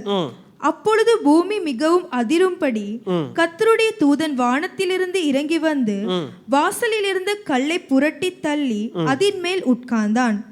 அவனுடைய ரூபம் மின்னல் போலவும் அவனுடைய வஸ்திரம் உறைந்த மலையைப் போல் வெண்மையாகவும் இருந்தது. காவலாளர் அவனுக்கு பயந்ததினால் திடுக்கிட்டு செத்தவர்கள் போல் ஆனார்கள். 8வது வசனம் வாசிப்போம். 8 වෙනි පදේ. அவர்கள் பயத்தோடும் மகா சந்தோஷத்தோடும் கல்லறை விட்டு சீக்கிரமாய் புறப்பட்டு அவருடைய சீஷர்களுக்கு அறிவிக்க ஓடினார்கள். சரி, யாருக்கு ஆண்டவர் முதலாவது இந்த செய்தியை வழங்குகிறார்? කාටද මේ පණිවිඩයේ ප්‍රථමයෙන් දෙන්නේ? பெண்களுக்கு. කාන්තාවන්ට. நன்றாய் கவனிங்கள். இது ஒரு கட்டுக்கதையா இருந்தால் මේක අදපු කතාවක් නම් இந்த நபர்களை சாட்சிகளாய் அந்த கலாச்சாரத்துல பயன்படுத்த மாட்டார். මේ පුද්ගලයන්ව ඒගොල්ලෝ සාක්ෂියක් ලෙස ඒගොල්ලන්ගේ සංස්කෘතිය තබන්නේ නැහැ. இயேசு கிறிஸ்து வாழ்ந்த இந்த கலாச்சாரத்திலே යේසුස් ජීවත් වුණ ඒ සංස්කෘතියේදී ஆண்களுக்கு அதாவது உரிமைகள் அதிகமா இருந்தது. ඒ පිරිමි අයට ගොඩක් උරුමය වැඩි. அதாவது ஏதாவது ஒரு காரியத்தை அவர்கள் நகரத்திலே தீர்மானிக்க வேண்டும் ඒ என்றால் ගමක කාරණාවක් තීරණය කරන්න ඕනේ නම් சாட்சிகளை தேடும் பொழுது සාක්ෂි හොයනවා නම් அவர்கள் பெண்களுடைய சாட்சிகள் அல்ல, ඒ කාන්තාවන්ගේ සාක්ෂි නොවේ. ஆண்களுடைய சாட்சிகளை ඒ எதிர்பார்ப்பார். පිරිමින්ගේ සාක්ෂි තමයි යන්නේ. அப்ப வேதம் எழுதும் பொழுது இதையெல்லாம் மறைக்கவில்லை. යේසුස් වහන්සේ ඒ වචන ලියනකොට මේක සැඟෙව්වේ නැහැ. தேவையா இருந்தால் இது ஒரு கட்டுக்கதையா இருந்தால் யோவான் பேதுருவை குறித்து பேசி இருக்கலாம். නමුත් මේක අදපු කතාවක් නම් යෝවාන් පේදුරුතුමාව විතරක් පමණක් දාන්න තිබ්බා. ஆனால் முதலாவது சாட்சி யார்? ඒ පළවෙනි සාක්ෂි කවුද? பெண்கள். කාන්තාවන්. நடந்ததை அவ்விதமாகவே அதை மறைத்து எழுதவில்லை, அதை மாற்றி எழுதவில்லை, நடந்ததையே எழுதுகிறார்கள். ඒ සිදුවුණු දේ වෙනස් කරලා නැත්තම් මාරු කරලා ලිව්වේ නැහැ. සිදුවුණු දේ ඒ විදිහටම ලියලා තිබෙනවා. நாம் 17வது வசனத்தை கவனிக்கலாம். අපි 17 වෙනි පදයට අවධානය යොමු කරමු. அங்கே அவர்கள் அவரை கண்டு பணிந்து கொண்டார்கள். சிலரோ சந்தேகப்பட்டார்கள். இப்ப கவனிங்க. දැන් අවධානය යොමු කරමු. இது எவ்வளவு உண்மையாக எழுதப்படுகிறது என்று கவனிங்க. කොතරම් අවංකව අරියටම ලියලා තිබෙනවද කියලා බලන්න.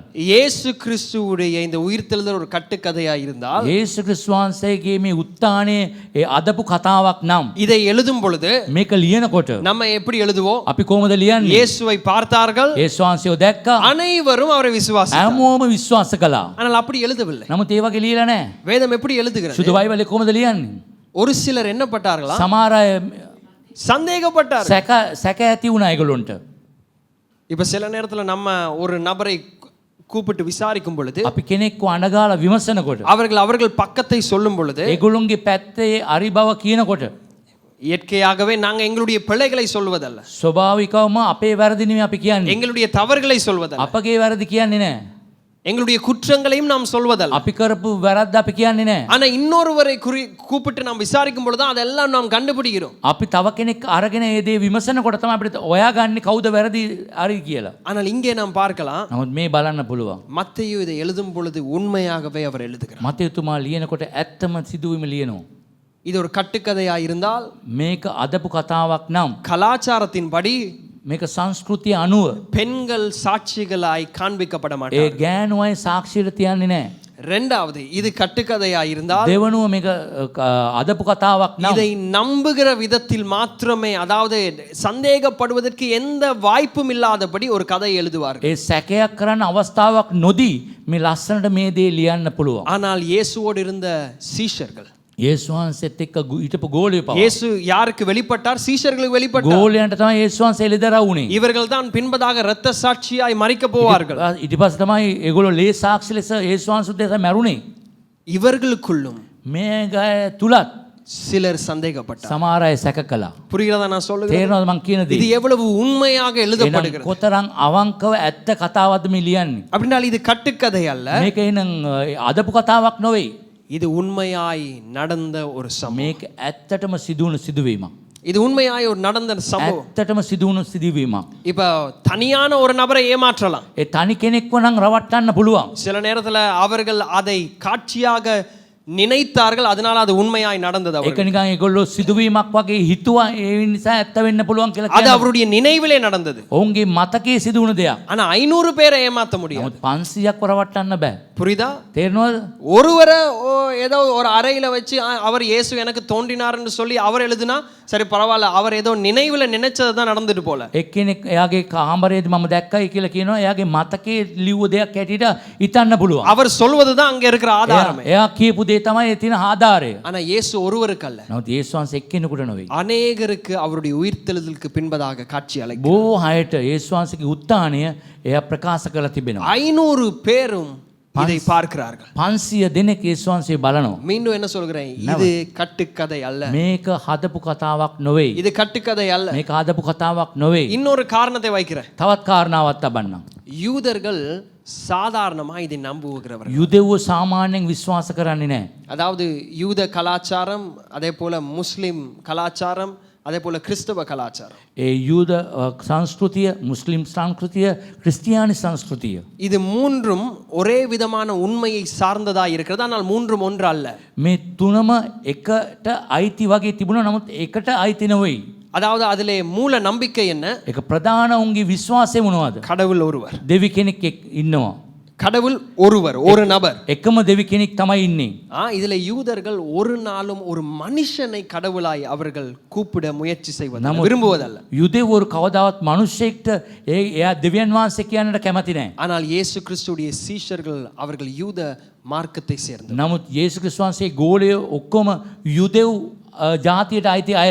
அதனால இதை ஒரு கட்டுக்கதையாய் நம்பி இதற்காக மறிக்க போயிருக்க மாட்டார். නමුත් මේක හදපු කතාවක් නම් මේ උදේසා ඒ ගෝලයෝ මැරෙන්නේ නැහැ යේසුස් වහන්සේ උදේසා. இது உண்மையாய் நடந்த ஒரு சம்பவம். මේක ඇත්තටම සිදුවන සිදුවීමක්. ஏன் உண்மையாய் நடந்த ஒரு சம்பவம்? ඇයි මේක ඇත්තට සිදුවන සිදුවීමක්? முதலாவது சாட்சிகள் யார்? பெண்கள். ප්‍රථම සාක්ෂි ගෑනු අය. ஏற்றுக்கொள்ளப்படாத சாட்சிகள் தான் வேதத்தில் எழுதப்பட்டிருக்கிற சாட்சி. පිළිගන්න බැරි සාක්ෂි තමයි ඒ සුදු බයිබලයේ ලියලා තියෙන්නේ. இது மனுஷன் உருவாக்கின கதை அல்ல. මනුෂ්‍යයන් ඇති කරපු කතාවක් නෙවෙයි. மத்தேயு 28 உயிர்த்தெழுதலின் நாளிலே நடந்ததை அப்படியே எழுதியுள்ளார். මතෙව් 28 යේසුස් වහන්සේගේ උත්ථානයේ සිදුවීම සම්පූර්ණයෙන්ම ලියලා තියෙන එක විදිහටම. இந்த அதிகாரத்தில் எதையும் அவர்கள் மறைக்கவில்லை. මේ පරිච්ඡේදයේ කවුරුත් හංගවලා නැහැ. අංගල නැහැ. ஒரு கூட்டம் விசுவாசித்தார்கள், එක කණ්ඩායමක් විශ්වාස කළා. இன்னொரு கூட்டம் சந்தேகப்பட்டார். තව කණ්ඩායමක් සැක කළා. அது எழுதப்பட்டிருக்கிறது. ඒක ලියලා තියෙනවා. அதனால இது மிக உண்மையான விதத்திலே வேதம் குழப்பம் இல்லாமல், அது என்ன சொல்றது, கரப்ஷன் இல்லாமல், எந்த விதமான, எப்படி சொல்லலாம், மாற்றப்படாத விதத்திலே இந்த அதிகாரங்கள் எழுதப்பட்டிருக்கு. මේ කිසිම කැළඹීමක් නැති ඉතා පෑදිලිව මේ සුදු බයිබලයේ ලියලා තිබෙනවා. ஒரு ஆமென் சொல்லுவோமா? இரண்டாவது கேள்வி, දෙවනු ප්‍රශ්නේ. இது உண்மையாய் நடந்திருந்தால் මේක ඇත්තටම සිදු වුණා නම් இது எப்படி என்னுடைய வாழ்க்கையை மாற்றும்? කොහොමද මගේ ජීවිතය වෙනස් කරන්නේ? இது எப்படி என்னுடைய வாழ்க்கையை කොහොමද மாற்றும்? මගේ ජීවිතය වෙනස් වෙන්නේ? வாசிப்போம். மத்தேயு 28 මතෙව් 28 18வது வசனம், 18 වෙනි පදේ 19 20. 19 20. அப்போது இயேசு சமீபத்தில் வந்து அவர்களை நோக்கி, வானத்திலும் பூமியிலும் சகல அதிகாரமும் எனக்கு கொடுக்கப்பட்டிருக்கிறது.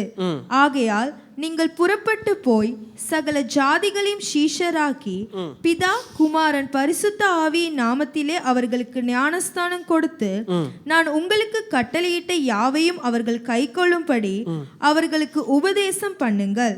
இதோ உலகத்தின் முடிவு பரியந்தம் சகல நாட்களிலும் நான் உங்களுடனே கூட இருக்கிறேன் என்றார். ஒரு ஆமென் சொல்லுவோமா? ආමෙන් කියමු.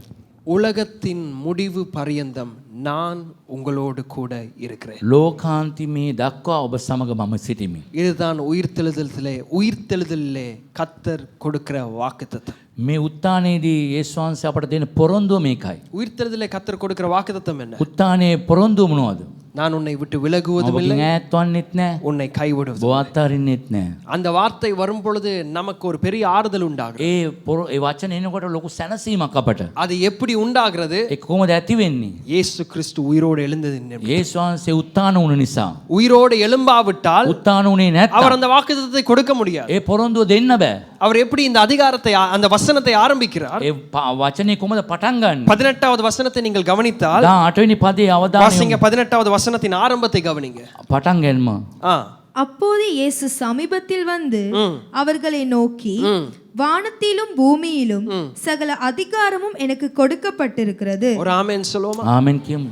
நான் இன்னும் ஆளுகை செய்கிறவராய் இருக்கிறேன். තාම මම පාලනය කරන කෙනෙක් ලෙස සිටිනවා. ஒரு ஆமென் சொல்லுவோமா? ආමෙන් කියන්නේ. வெள்ளிக்கிழமை நாம் தியானிக்கும் பொழுது සිකුරාදා අපි මෙනෙහි කරනකොට போதகர் சொன்னார், யாராவது ஒருவர் முன்பதாய் வாங்க, உங்கள் மேலே நாங்க காரி துப்பும்படியா. කෙනෙක් එන්නම අපි ඔබට කෙල ගහන්නට පුළුවන් කෙනෙක් කියලා. எங்களுக்கு அதை நினைக்கும் பொழுதே அருவருப்பாய் இருக்கு. ඒක හිතනකොටම නිකන් හරිම අමාරුයි ඒක. இயேசுவை குட்டினார்கள், යේසුස් වහන්සේට ඇන්න காரி துப்பினார்கள், කෙල ගැව්වා, அவர் ஏமாற்றப்பட்டார், රැවට්ටුවා, பணத்துக்கு விற்கப்பட்டார். මුදලට වික්කා. எல்லாமே முடிந்ததென்று ஒரு நிலை வந்தது. හැමදේම අවසන් කියලා තත්ත්වයකට ආවා. ஆனாலும் சிலுவை அவருடைய முடிவை நமக்கு கூறவில்லை. නමුත් ඒ කුරුසපත් වීම ඒක අවසානයක් හැටියට පෙන්වුවේ නෑ අපිට. சிலுவையின் பாடுகள் அவருடைய முடிவை கூறவில்லை. කුරුසපත් වීමේ වේදනාව අපට අවසානයක් පෙන්වුවේ නෑ. ஆனால் மரணத்துக்கு பின்பதாக ஒரு உயிர்த்தெழுதல் இருக்கிறதை அவருடைய வாழ்க்கை நமக்கு காண்பிக்கும். නමුත් මරණයෙන් පස්සේ උත්ථානය තිබෙන බව ඔහුගේ ජීවිතයෙන් පෙන්වුවා එතුමාගේ. உயிர்த்தெழுதலை அனுபவிக்கிறோமா என்கிற கேள்விக்கு இதுதான் பதில். උත්ථාන වීමේදී අපි ඒ භුක්ති විඳිනවද කියන එකයි ප්‍රශ්නය. உங்களுடைய வாழ்க்கையில பிரச்சனை வரும் பொழுது, ඔබගේ ජීවිතයේ ප්‍රශ්නයක් එනකොට, உங்களுடைய வாழ்க்கையில உபத்திரம் வரும் பொழுது, ඔබගේ ජීවිතයේ ප්‍රශ්නයක් කරදර එනකොට நீங்கள் தடுமாறுகிறீர்களா? ඔබ දඟලනවද ගොඩක්? இல்லாவிட்டால் இயேசு சொன்ன வார்த்தைகளை நம்புகிறீர்களா? නැත්නම් ඔබ යේසුස් වහන්සේ කියන වචනේ විශ්වාස කරනවද? நான் இன்னும் ஆளுகை செய்கிறேன், තාමත් මම පාලනය කරනවා. நான் உன் வாழ்க்கையின் மேலே ஆளுகை செய்கிறேன். මම ඔබගේ ජීවිතේ පාලනය කරනවා. உன்னுடைய தீமையை என்னால் நன்மையாய் மாற்ற முடியும். ඔබගේ නපුර මම යහපතට අරවනවා. இல்லாவிட்டால் பதற்றத்தோடு வாழ்கிறோம். නැත්නම් ඔබ නිකන් ලත වෙනවද? இப்ப இன்றைக்கு கொண்டாட்டத்துக்கு பின்பதாக, இந்த ஆராதனைக்கு பின்பதாக நாம் போகும் பொழுதே ஒரு விதமான பதற்றம் தான். අපි නමස්කාරයෙන් පස්සේ යනකොටත් පොඩි ලතවීමක් අපට තිබෙනවා. எங்களுடைய தீர்மானங்கள் எல்லாம் இதை சார்ந்த கொண்டாடிட்டோம், ஆனா இதை சார்ந்ததல்ல. නමුත් සමහරුවට ඒත් මේ දේනාසෙත් එක්ක එකතු වෙලා කියනද නෑ. உயிர்த்தெழுதலிலே ஆண்டவர் நமக்கு தருகிறதான வாக்குத்தத்தம் என்ன தெரியுமா? උත්ථාන වීමේ පොරොන්දුව මොනවද ස්වාමීන් වහන්සේ දෙන්නේ? நான் உலகத்தின் கடைசி பரியந்தம், கடைசி நாள் வரைக்கும் உன்னுடைய ஜீவனுடைய முடிவு பரியந்தம் நான் உன்னோடு கூட இருப்பேன். ඔබගේ ජීවිතයේ අවසන් මොහොත දක්වා මම ඔබ සමග සිටිනවා. அவர் உங்களோடு கூட இருந்தால் එතුමා ඔබ සමග හිටියොත් உங்களுடைய தீமை நன்மையாய் மாறும். ඔබගේ නපුර යහපතට වෙයි. தீமை நன்மையாய் மாறும். නපුර යහපතට වෙයි. உங்களுடைய கண்ணீர் சந்தோஷமாய் ඔබගේ மாறும். කඳුල සන්තෝෂයට ඇරෙයි.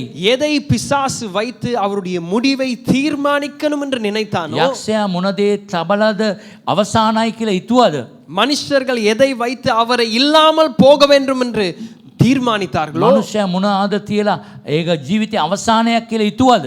கர்த்தர் அதை அவருக்கு ஒரு பெரிய ஜெயமாய் மாற்றினார். නමුත් දෙවියන් වහන්සේ ඒක ලොකු ජයග්‍රහණයක් ලෙස වෙනස් කළා. இதுதான் நான் சொன்னேன், உயிர்த்தெழுதல் உண்மையா இருந்தால் එහෙනම් උත්ථානය ඇත්තනම් சீஷர்களுக்கு இது அதிக உண்மை. ඒ නිසා ගෝලයන්ට ඒක අධික ඇත්තයි. அது என்ன? அவர் ஆளுகை செய்கிறார். එතුමා පාලනය කරනවා. இன்றைக்கு உங்களுடைய துதியிலே உண்மையாக தேவனை ஆராதிக்கும் பொழுது இதை நம்பினவர்களாய் ஆராதித்தீர்கள். ඔබ ප්‍රශංසා කරනකොට මෙවැනි දේවල් විශ්වාස කරලාද ප්‍රශංසා කරන්නේ? இந்த ஆராதனையில கொடுக்கும் பொழுது ஐயோ இதுக்கு பின்பதாக நான் என்ன செய்வேன் என்கிற தடுமாற்றத்தோடு கொடுத்து ஆராதித்தீர்களா? නැත්තම් ඔබ පඳුරු දෙනකොට ඊට පස්සේ මම මොනවද කරන්න කියලා බය වෙලා ලත වෙලාද ඔය දෙන්නේ? கத்தர் ஆளுகை செய்ய. එනාන්සේ පාලනය කරන. இதுதான் உயிர்த்தெழுதலின் வல்லமை. මේක තමයි උත්ථානයේ බලය. இதுதான் புதிய வாழ்க்கை. මේක තමයි අලුත් ජීවිතය. சும்மா நம்ம வாழ்ந்துட்டு அதாவது ஓ அவர் உயிரோடு எழுந்தார்னு கொண்டாட்டிட்டு போவதல்ல. අපි නිකන් යේසුස් වහන්සේ උත්ථාන වුණා කියලා නිකන් සමරලා යනව නෙවෙයි. கத்தர் எங்களோடு இருக்கிறார். එනාන්සේ අප සමග සිටිනවා. எதிலே இருக்கிறார்? මොනවද ඉන්නේ? எதிலே இருக்கிறார்? කොයිද ඉන්නේ? எங்கள் தீமையிலே எங்களோடு இருக்கிறார். අපගේ නපුරේ පවා එතුමා ඉන්නවා. எங்கள் துக்கத்திலே எங்களோடு இருக்கிறார். අපගේ දුකේදී එතුමා ඉන්නවා. எங்கள் வேதனையிலே எங்களோடு අපගේ இருக்கிறார். වේදනාවේදී අප සමග ඉන්නවා. அவர் நம்மை விட்டு விலகுவதில்லை, අපගෙන් நம்மை கைவிடுவார். ඈත් වෙන්නෙත් නෑ ஒரு අතාරින්න. ஆமென் சொல்லுவோமா? ආමෙන් කියමුද? இதுதான் உயிர்த்தெழுதலின் உபதேசம் இப்ப நமக்குள்ளே வருகிறது. මේක තමයි උත්ථානයේ ඉගැන්වීම අප තුලට එන්නේ. இந்த காலை நேரத்துல பதற வேண்டாம். මේ උදෑසන ඔබ දඟලන්න එපා. இந்த காலை நேரத்தில் உங்களுடைய தீர்மானங்களை உலகத்தாரை போல மாற்றி விட வேண்டாம். ඔබගේ තීරණයන් ලෝකයේ අය වගේ වෙනස් කරගන්න එපා. தீமையான சூழ்நிலையா இருக்கலாம், ඊට හයාපත් කාල තත්ත්වයක් තිබුණත්, துக்கமான சூழ்நிலையா இருக்கலாம், දුක වූ තත්ත්වයක් ඔබට තිබුණත්, ஆனால் கர்த்தருடைய வாக்குத்தத்தம் என்ன? දැනසගේ පොරොන්දුව මොනවද? சிலுவையை இன்றைக்கு ஜெயித்த ஒரு சின்னமாய் அவர் மாற்றி ඒ කුරුසය ඒ ජයග්‍රහණයේ සංකේතයක් ලෙස වෙනස් කළා ஒரு තිබෙනවා. ஆமென் சொல்லுங்க. ආමෙන් කියන්න. இதை நம்புங்க. இந்த காலை මේක විශ්වාස කරන්න මේ උදෑසන. இதை நம்பி வாழுங்க. මේක විශ්වාස කරලා ජීවත් වෙන්න. இதுதான் உயிர்த்தெழுதலின் வல்லமை. මේක තමයි උත්ථානයේ බලය. இதுதான் உயிர்த்தெழுதலின் මේක வல்லமை. උත්ථානයේ බලය. இதற்கு தான் ஒப்பு கொடுக்கப்பட்டவர்களாய் இந்த மண்டபத்திலிருந்து போகிறீங்க. මේකට ඔබ බාර වෙලා තමයි මේ මණ්ඩපයෙන් ඔබ යන්නට ඕනේ. ரோமர் 8வது அதிகாரம் 28வது வசனம் என்ன சொல்லுகிறது? රෝමர் 8:28 මොනවද කියන්නේ? தீமையை அவர் நன்மையாய் மாற்றுகிறார். නපුර එතුමා යාපතට අරවනවා. அன்றியும் அவருடைய தீர்மானத்தின்படி அழைக்கப்பட்டவர்கள் එතුමාගේ තීරණය අනුව කැඳ වූ අය அவரின் மேலே அன்பு கூறுகிறபடினால, එතුමා කෙරේ ප්‍රේමයේ දක්වන නිසා, அவரின் மேலே அன்பு கூறுகிறபடினால එතුමා කෙරේ ප්‍රේමයේ දක්වන නිසා சகலத்தையும் அவர் நன்மைக்கு ஏதுவாய் மாற்றுகிறார். සියලු දේ යහපතට මරවනවා. ஒரு ஆமென் சொல்லுவோமா? ආමෙන් කියන්න. இதுதான் உயிர்த்தெழுதலின் வாக்குத்தத்தம். මේක තමයි උත්ථාන වීමේ පොරොන්දුව. The promise of the resurrection, உயிர்த்தெழுதலின் வாக்குத்தத்தம் தான் இது.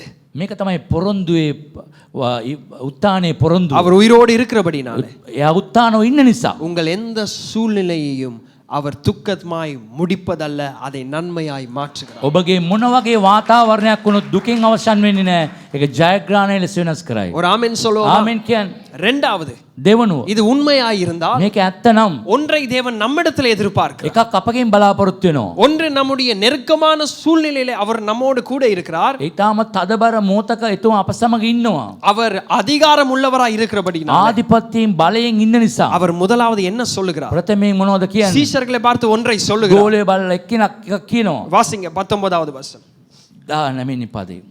ஆகையால் நீங்கள் புறப்பட்டு போய் சகல ஜாதிகளையும் சீஷராக்கி பிதா குமாரன் பரிசுத்த ஆவியின் நாமத்திலே அவர்களுக்கு ஞானஸ்தானம் கொடுத்து நான் உங்களுக்கு கட்டளையிட்ட யாவையும் அவர்கள் கைக்கொள்ளும்படி அவர்களுக்கு உபதேசம் பண்ணுங்கள். ஒரு ஆமென் சொல்லுவோமா? ආමෙන් කියන්න.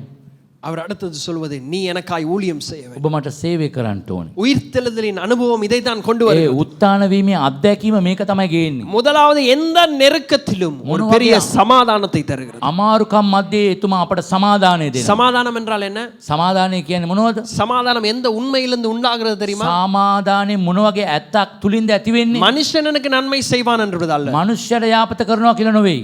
கர்த்தர் ஆளுகை செய்கிறார் என்கிற உண்மையில தான் சமாதானம் உண்டாகிறது. දැනාසේ මාව පාලනය කරනවා කියන තුලින් තමයි සමාදානය එන්නේ. கர்த்தரை மீறி எதுவும் போகாது. දැනාසේ දන්නේ නැතුව කිසි දෙයක් වෙන්නේ නැහැ. கர்த்தரை தாண்டி எதுவும் நடக்காது. දැනාසේ පසු කරලා කිසි දෙයක් වෙන්නේ නැහැ. அந்த உண்மைதான் பரலோக சமாதானத்தை தருகிறது. ඒ ඇත්ත තමයි ස්වර්ගයේ සමාදානය අපිට ஒரு ගේන්නේ. ஆமென் சொல்லுவோம். ආමෙන් කියන්නේ. இரண்டாவது, දෙවනුව இந்த உயிர்த்தெழுதலின் வல்லமை මේ උත්ථානයේ බලය நம்மோடு எப்படி நம்முடைய அனுபவத்திற்குள்ளே வருகிறது කොහොමද என்றால், අපේ අත්දැකීම් තුලට ගේන්නේ? அவர் சொல்கிறார், சும்மா இருக்க கூடாது. නිකන් ඉන්න අරකයි.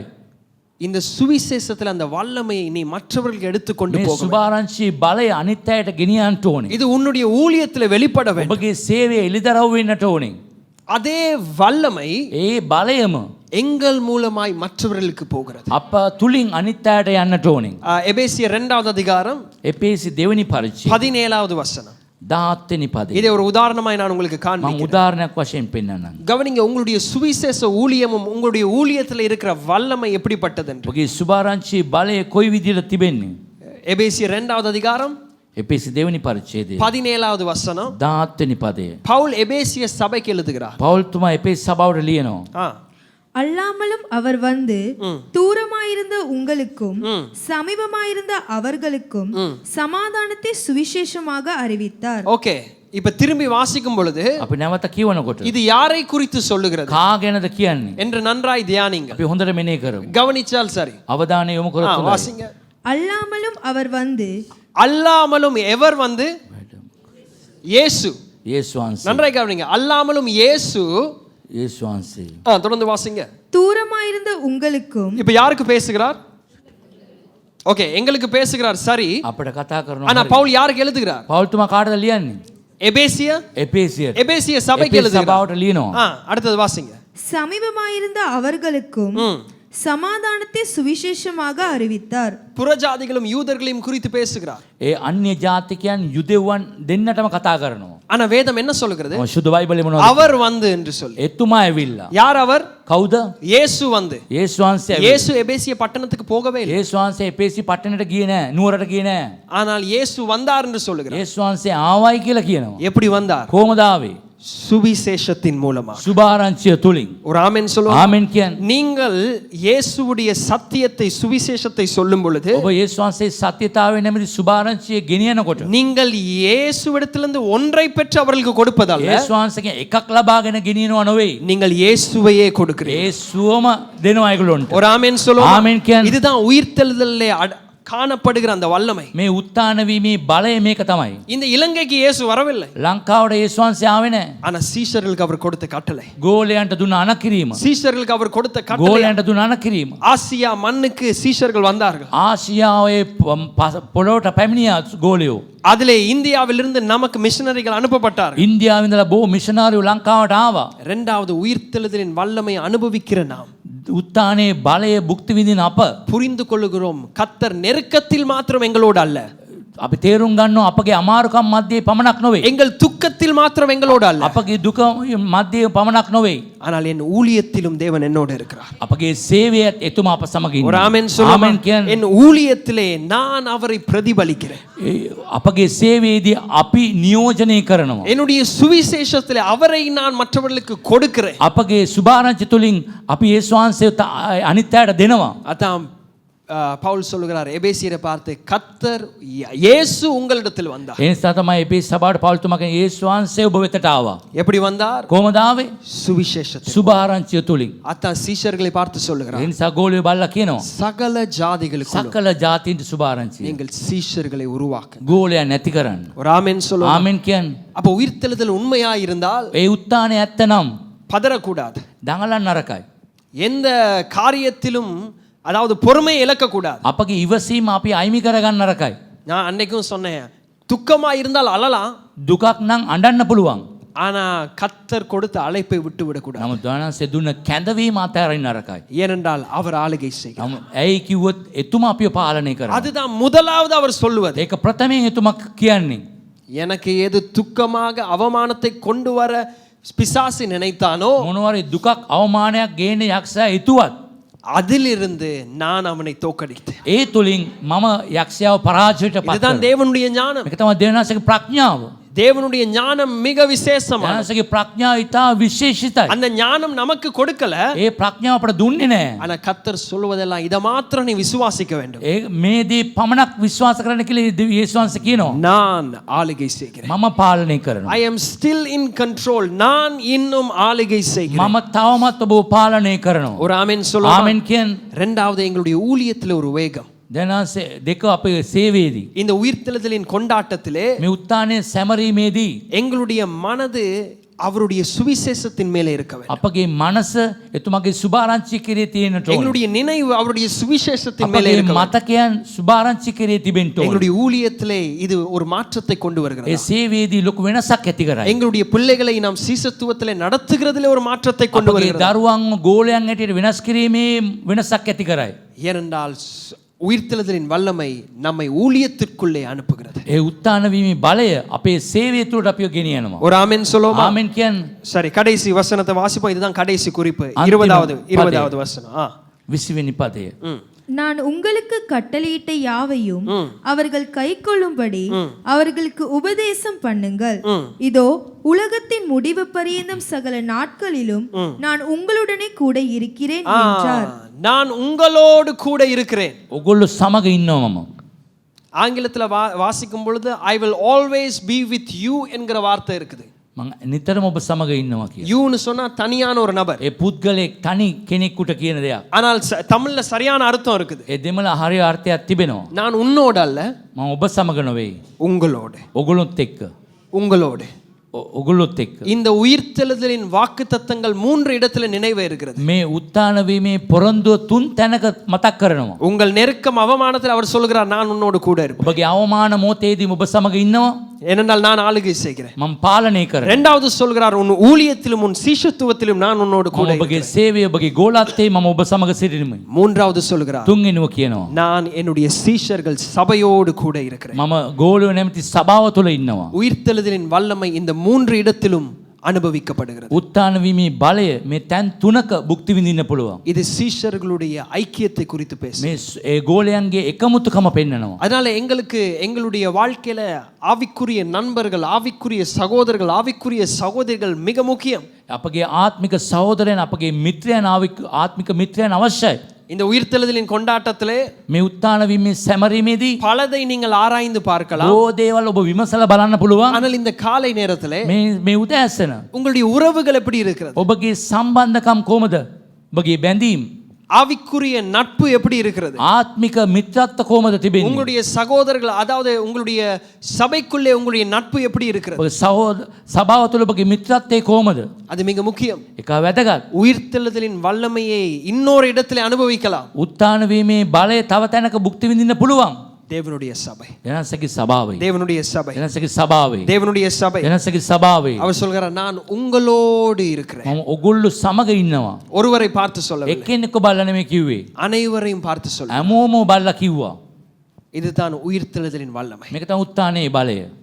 இது உண்மையாய் நடந்ததா? මේක ඇත්තටම සිදු වුණාද? இது ஒரு கட்டுக்கதை அல்ல. මේක අදපු කතාවක් නෙවෙයි. 300 400 வருடங்களுக்கு பின்பதா எழுதப்பட்டது. අවුරුදු 300 400 පස්සේ ලියපු කතාවක් නෙවෙයි. இயேசுவை பார்த்த நபர்கள் வாழ்ந்த நாட்களிலே எழுதப்பட்டது. යේසුස් වහන්සේ දැක්කපු පුද්ගලයන් ඉන්නකොටම ලියපු කතාවක්. இதுல இருக்கிற சாட்சிகள் யார்? මේක ලියපු සාක්ෂි කවුද? பெண்கள்.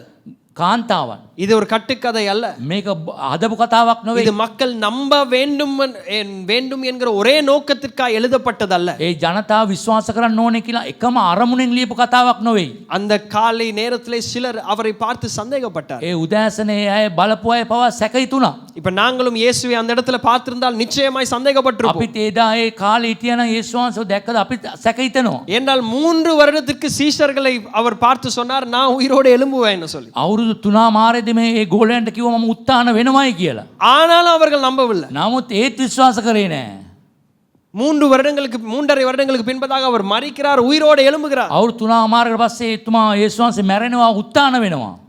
அவரை பார்த்த பொழுது ஒரு சிலர் நம்பினார்கள். නමුත් සමහර අය දැක්ක ගමන් විශ්වාස කළා. தோமா என்கிறதான அவருடைய சீஷன் அவரை தொட்டு அவருடைய காயங்களை பார்த்து நம்பினார். නමුත් තෝමා කියන ඒ ගෝලයාගේ කැලල් බලලා තමයි විශ්වාස කළේ. ஆதி திருச்சபையின் தலைவர்கள் ஒரு சிலர் அதை சந்தேகப்பட்டார்கள். ඒ පටන් ගැනීමේ සභාවේ ගොඩාක් නායකයෝ සැක හිතුවා. அதை வேதம் மறைக்கவில்லை. නමුත් දේ වචනේ එක සැඟෙව්වේ නෑ. வேதம் அதை தெளிவாய் நமக்கு ඒ எழுதி. දේ වචනේ පැහැදිලිව ලියලා තිබෙනවා. வேதம் அதை நமக்கு மறைத்து எழுதியிருந்தால் ඒ දේ වචනේ අපිට සංගවලා ලිව්වතින් வேதம் சொல்லுகிறதை மிக அலர்ந்து தான் நம்ப வேண்டும். එහෙනම් දේ වචනේ කියන දේ අපි හරියට මිම්මකින් මැනලා තමයි බලන්න වෙන්නේ. ஆனால் இது வரலாறோடு சரியாக உண்மையாக எழுதப்பட்டிருக்கிற ஒரு காரியம். ඉතිහාසයේ හැම දෙයක්ම හැත්තටම එකතු කරපු පොතක් තමයි සුදු බයිබලය. ஒரு ஆமென் சொல்லுவோமா? ஆமென் කියන්න. நல்ல ஒரு ஆமென் சொல்லுவோமா? ආමෙන් කියන්න. உயிர்த்தெழுதலின் வாக்குத்தத்தம் என்ன? උත්තාන වීමේ පොරොන්දුව මොනවද? நான் உங்களோடு கூட இருப்பேன். මම ඔබ සමග සිටිමි. நான் உங்களோடு கூட ඔබ இருப்பேன். සමග සිටිමි. எங்கே கூட இருப்பேன்? කොහෙද ඉන්නේ?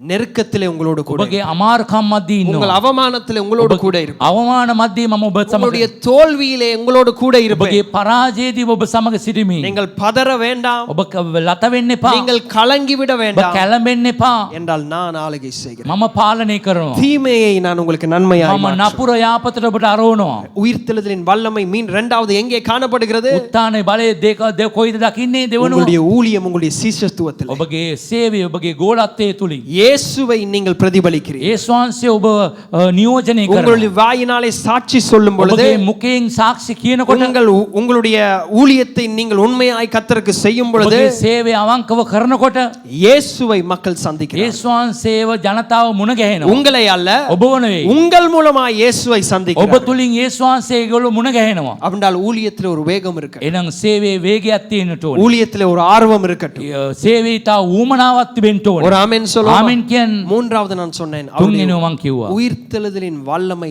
சபைக்குள்ளே இருக்கிறது. උත්තාන වීමේ බලය සභාව තුළ තිබෙනවා. சபையின் ஐக்கியத்திற்குள்ளே இருக்கிறது. සභාවේ එකමුතුකම තුළ තිබෙනවා. இன்னொரு முறை அதை குறித்து நான் பேசுவேன். තව වතාවක මං කතා කරන්න ඒ ගැන. இந்த புதிய வாழ்க்கை මේ අලුත් ජීවිතය நாம் பார்த்தோம் ரோமர் 6வது அதிகாரம் 4வது வசனத்துல புதிய ஜீவன் என்று රෝමර් 6:4 බැලුවා අලුත් ජීවනයක් இந்த කියලා. புதிய ஜீவனுக்கான அடையாளம் என்ன? ඒ ජීවනයේට සංකේතය මොනවද? கடைசியாய் வாசித்து நிறைவு செய்யலாம். අන්තිමට කියලා අවසන් කරන්න පුළුවන්. கொலோசியர் 3வது அதிகாரம் කොලෝසියර් 3 වෙනි පරිච්ඡේදය முதலாவது வசனம். පළවෙනි පදය. கொலோசியர் 3வது அதிகாரம் කොලෝසියර් 3 වෙනි පරිච්ඡේදය. முதலாவது வசனம். நீங்கள் கிறிஸ்துவுடனே கூட எழுந்ததுண்டானால் கிறிஸ்து தேவனுடைய வலது பாரிசத்தில் வீற்றிருக்கும் இடத்திலுள்ள மேலானவைகளையே தேடுங்கள். ஓகே, திரும்பி வாசிங்க. இப்ப கவனிங்க பவுல் என்ன சொல்லுகிறார் என்று சொல்லி. நீங்கள் கிறிஸ்துவுடன் கூட எழுந்ததுண்டானால், ஓ நீங்கள் கிறிஸ்துவோடு கூட எழுந்தது உண்டானால், සමග උත්තාන වුණා නම්, ஓ அவரை போலவே நீங்கள் பாவத்துக்கு மரித்து එතුමා වගේ පාපයට මැරිලා அவரோடு கூட எழுந்திருப்பது உண்மையாய் இருந்தால், එතුමාත් එක්ක උත්තාන වෙනව ඇත්තනම්, இப்ப அவர் சொல்ற செக் பண்ணி பாருங்க, එයා චෙක් කරලා බලන්න කියනවා. உண்மையாகவே உயிர்த்தெழுதலின் வல்லமை உங்களுக்குள்ளே கிரியை செய்கிறது என்றால், ඇත්තටම උත්තාන වී බලය ඔබ තුල ක්‍රියා කරනවාද? இதெல்லாம் உங்க வாழ்க்கையில நடக்கணும். මේ දේවල් සිදු වෙන්නට ඕනේ. வாசிங்க. கிறிஸ்து தேவனுடைய வலது பாரிசத்தில் வீற்றிருக்கும் இடத்திலுள்ள மேலானவைகளையே தேடுங்கள். மேலானவைகளை என்ன செய்யுங்க? ඉහළ தேடுங்க. ලෝ ඉහළ දේවල් සොයන්න. இரண்டாவது வசனம். දෙවනුව. அது ஆங்கிலத்திலும் போடுங்க வேகமா. வாசிங்க வாசிங்க. பூமியில் உள்ளவைகள் அல்ல, மேலானவையே நாடுங்கள். பூமியில் உள்ளவைகள் அல்ல, மேலானவைகளை நாடுங்கள். தேடுங்கள், සොයන්න, நாடுங்கள். ඔයන්න. தமிழ்ல அந்த செயல் வார்த்தை சரியாக மொழிபெயர்க்கப்பட்டிருக்கிறது. ඒ හරියටම දෙමළෙන් ලියා තිබෙනවා. ஆனா ஆங்கிலத்தை நீங்க கவனிச்சா, ඉංග්‍රීසියේ බැලුවොතින් let heaven fill your thoughts, அதாவது பரலோகம் உங்களுடைய சிந்தையை நிரப்புவதாக. ස්වර්ග රාජ්‍ය ඔබගේ සිතුවිලි පුරවනවා. உயிர்த்தெழுதலின் வல்லமை அனுபவிக்கிறவனுடைய வாழ்க்கையில இதுதான் அடையாளம். උත්තාන වීමේ බලය භුක්ති විඳිනාගේ සංකේතය මේකයි. உன்னுடைய சிந்தையை மேலானவைகளை நோக்கி வை. ඔබගේ සිතුවිලි සියල්ලක්ම ඉහළ දේවල් තමයි හිතන්නේ. புதிய மனுஷனுடைய, நான் சொன்னேன் புதிய சிருஷ்டியுடைய அடையாளம் இதுதான். අලුත් මැවිල්ලේ සංකේතය මේකයි. ஒரு புதிய மனது. අලුත් මනසක්. ஒரு ஆமென் சொல்லுமா? ආමෙන් කියමු. இந்த வேத வார்த்தையை கேட்கும் பொழுது මේ වචනේ අසනකොටම நமக்கு ஒரு புதிய மனது உண்டாகும். අපට අලුත් මනසක් ඇති වෙන්න. ஒரு புதிய மனது. අපට අලුත් මනසක්. புதிய மனுஷனுடைய முதலாவது அடையாளம் என்ன? අලුත් මනුෂ්‍යයාගේ සංකේතය මොනවද? புதிய மனது, நியூ மைண்ட். අලුත් මනසක්. இரண்டாவது දෙවනුව 7வது வசனத்துக்கு போகலாம். 7 වෙනි පදයට. நீங்களும் முற்காலத்தில் அவர்களுக்குள்ளே சஞ்சரித்த போது அவைகளை செய்து கொண்டு வந்தீர்கள்.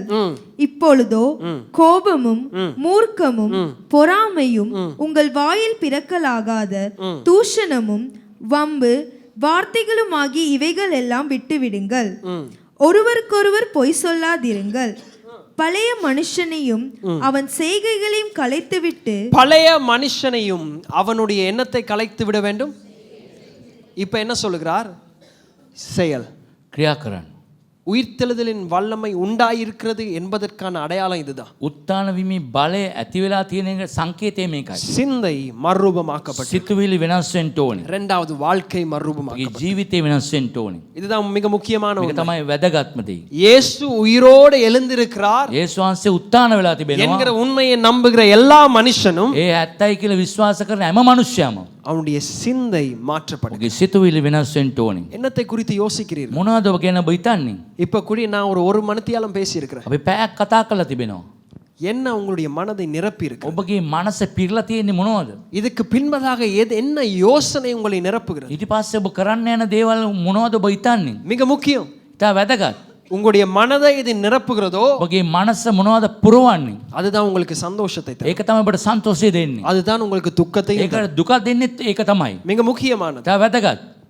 இந்த உயிர்த்தெழுதலின் நாளிலே கர்த்தர் உங்களை மனதை மறுரூபமாக்கட்டும். මේ උත්තාන වීමේ දවසේ ඔබගේ මනස අලුත් කරන්න කැමති. சில நேரத்துல பாருங்க, சிலர் உட்கார்ந்திருப்பாங்க, திடீர்னு செய்தியில நேரத்துல கூட திடீர்னு தனியா சிரிப்பாங்க. සමහර ඉඳගෙන මේ දේශනා කරන වෙලාවේ තනියෙන් hina වෙනවා. தனியா சிரிக்கிறதுக்கு பல காரணங்கள் இருக்கும். ඒ තනියෙන් hina වෙන්නට බොහෝ කාරණා තියෙන්න ஆனா පුළුවන්. 100% என்ன தெரியுமா? 190ක් මොනවද දන්නවද? எதையோ அவங்க மனதுக்கு எடுத்தனால சிரிக்கிறாங்க. මොනවදෝ එයාගේ මනසට ආපු නිසා hina වෙනවා. இப்ப கூட நீங்க யாரையோ நினைச்சனால இப்ப நீங்க சிரிக்கிறீங்க. සමහරට ඔබ කාවදෝ හිතපු නිසා සමහරට දැන් hina වෙන්න இந்த පුළුවන්. மனது மிக முக்கியமானது. ඒ මනස ඉතා වැදගත්. மனது மறுரூபமாக்கப்படும். මනස වෙනස් වෙන්නට ඕනේ. மனதிலே துக்கம் இருந்தால் මනසේ දුක තිබුණොත් எங்களோடு சேர்ந்து அநேகர் கொண்டாடி சந்தோஷமா இருக்கலாம். අපත් එක්ක ඉන්න අය බොහෝ සමරන්න පුළුවන් සතුටින්. ஆனால் நாம் துக்கமாயிருப்போம். නමුත් මම ඉන්නේ දුකින්. புதிய வாழ்க்கையில கர்த்தர் ஒரு புதிய மனது மைண்ட் புதிய மனதை தருகிறார். අලුත් ජීවිතය තුළ අලුත් මනසක් දෙන්න ස්වාමීන් වහන්සේ කැමතියි. இரண்டாவது புதிய ஒரு நடை புதிய ஒரு வாழ்க்கையை தேவன் අලුත් தருகிறார். ජීවිතයක් අලුත් ගමනක් என்ன மாற்றுகிறீங்க? මොන මා වෙනස් කරන්න. இந்த உயிர்த்தெழுதலுக்கு பின்பதாக இந்த கொண்டாட்டத்திலே உங்களுடைய செயல் எந்த விதத்திலே மாறும்? ඔබගේ මේ සැමරීමෙන් පස්සේ ඔබගේ ක්‍රියාව කොයි විදිහට වෙනස් වෙන්නේ? நான் காலையில சொன்ன யாக்கோபை ஆண்டவர் சந்தித்த பொழுது, பெனியேலை சந்தித்த பொழுது, යාකෝබ දෙවනන්සේ මුණ ගැහුණාම அவன் போராடி கொண்டு இருக்கும் பொழுது පොර බදගෙනකොට ඉන්නකොට அவனுடைய இடுப்பு ஆண்டவர் ஒரு தட்டு கொடுத்துட்டார். ඔහුගේ හීනට පාරක් ගැව්වා. அதுக்கு பின்பதாக அந்த சந்திப்புக்கு பின்பதாக யாக்கோபு நடந்த விதமே வித்தியாசம். ඊට පස්සේ එයා ඇවිද්ද ක්‍රමයේම වෙනස්. அவன் இடுப்பு பிடிச்சா எப்படி நடப்பான்? நேரா நடக்க முடியாது. ඒ ඉන අල්ලලා කෙලින් ඇවිදින්න බෑ. அவனுடைய தொடையை ஆண்டவர் பிடித்துட்டாருன்னு வேதம் சொல்லுகிறது. ඔහුගේ කකුල ඇල්ලුවයි කියලා කියනවා. அவன் எப்படி நொண்டி நொண்டின்னு தான் நடப்பான். නොන්ඩි නොන්ඩිලා තමයි ඇවිදලා. அது ஒரு வரைபடம் தான். ඒක චිත්‍රයක් විතරයි. கர்த்தர் சந்திக்கும் பொழுது එනන්සේ මුණ ගැහෙනකොට எங்கள் நடை மாறும், ඒ ඇවිදිල්ල වෙනස් எங்களுடைய වෙයි. செயல் மாறும். ඔහුගේ ක්‍රියාව වෙනස් වෙයි. இந்த காலை நேரம் இந்த ஆராதனைக்கு வந்தபடியினால எந்த விதத்திலே கர்த்தருக்கு பிரியமாய் நடக்கிறீர்கள்? ඔබ මේ නමස්කාරයට ආවට ඔබ කොයි විදිහට සන්තෝෂයෙන් ස්වාමීන් වහන්සේ නම ජීවත් වෙනවද? உங்களுடைய ஆராதனை மாறுகிறதா? ඔබගේ නමස්කාර වෙනස් වෙනවද? உங்களுடைய ஜெபங்கள் மாறுகிறதா? යාඥා වෙනස් වෙනවද? உங்களுடைய தொழில் மாறுகிறதா? ඔබගේ රැකියාව වෙනස් වෙනවද? உங்களுடைய ஊழியம் ඔබගේ மாறுகிறதா? සේවය වෙනස් වෙනවද? இதுதான் உயிர்த்தெழுதலின் வல்லமை. මේක තමයි උත්ථානයේ බලය. புதிய மனுஷனுக்கு ஒரு புதிய சிந்தையையும் ஒரு புதிய வாழ்க்கையும் தேவன் தருகிறார். අලුත් මනුෂ්‍යයට අලුත් සිතුවිල්ලක් අලුත් ජීවිතයක් දෙනවා ස්වාමීන් ஒரு වහන්සේ. ஆமென் சொல்லுவோம். ආමෙන් කියන්නේ. யாவரும் கர்த்தருடைய சமூகத்தில் எழுந்திருப்போம். අපි හැමෝම නැගිට සිටිමු.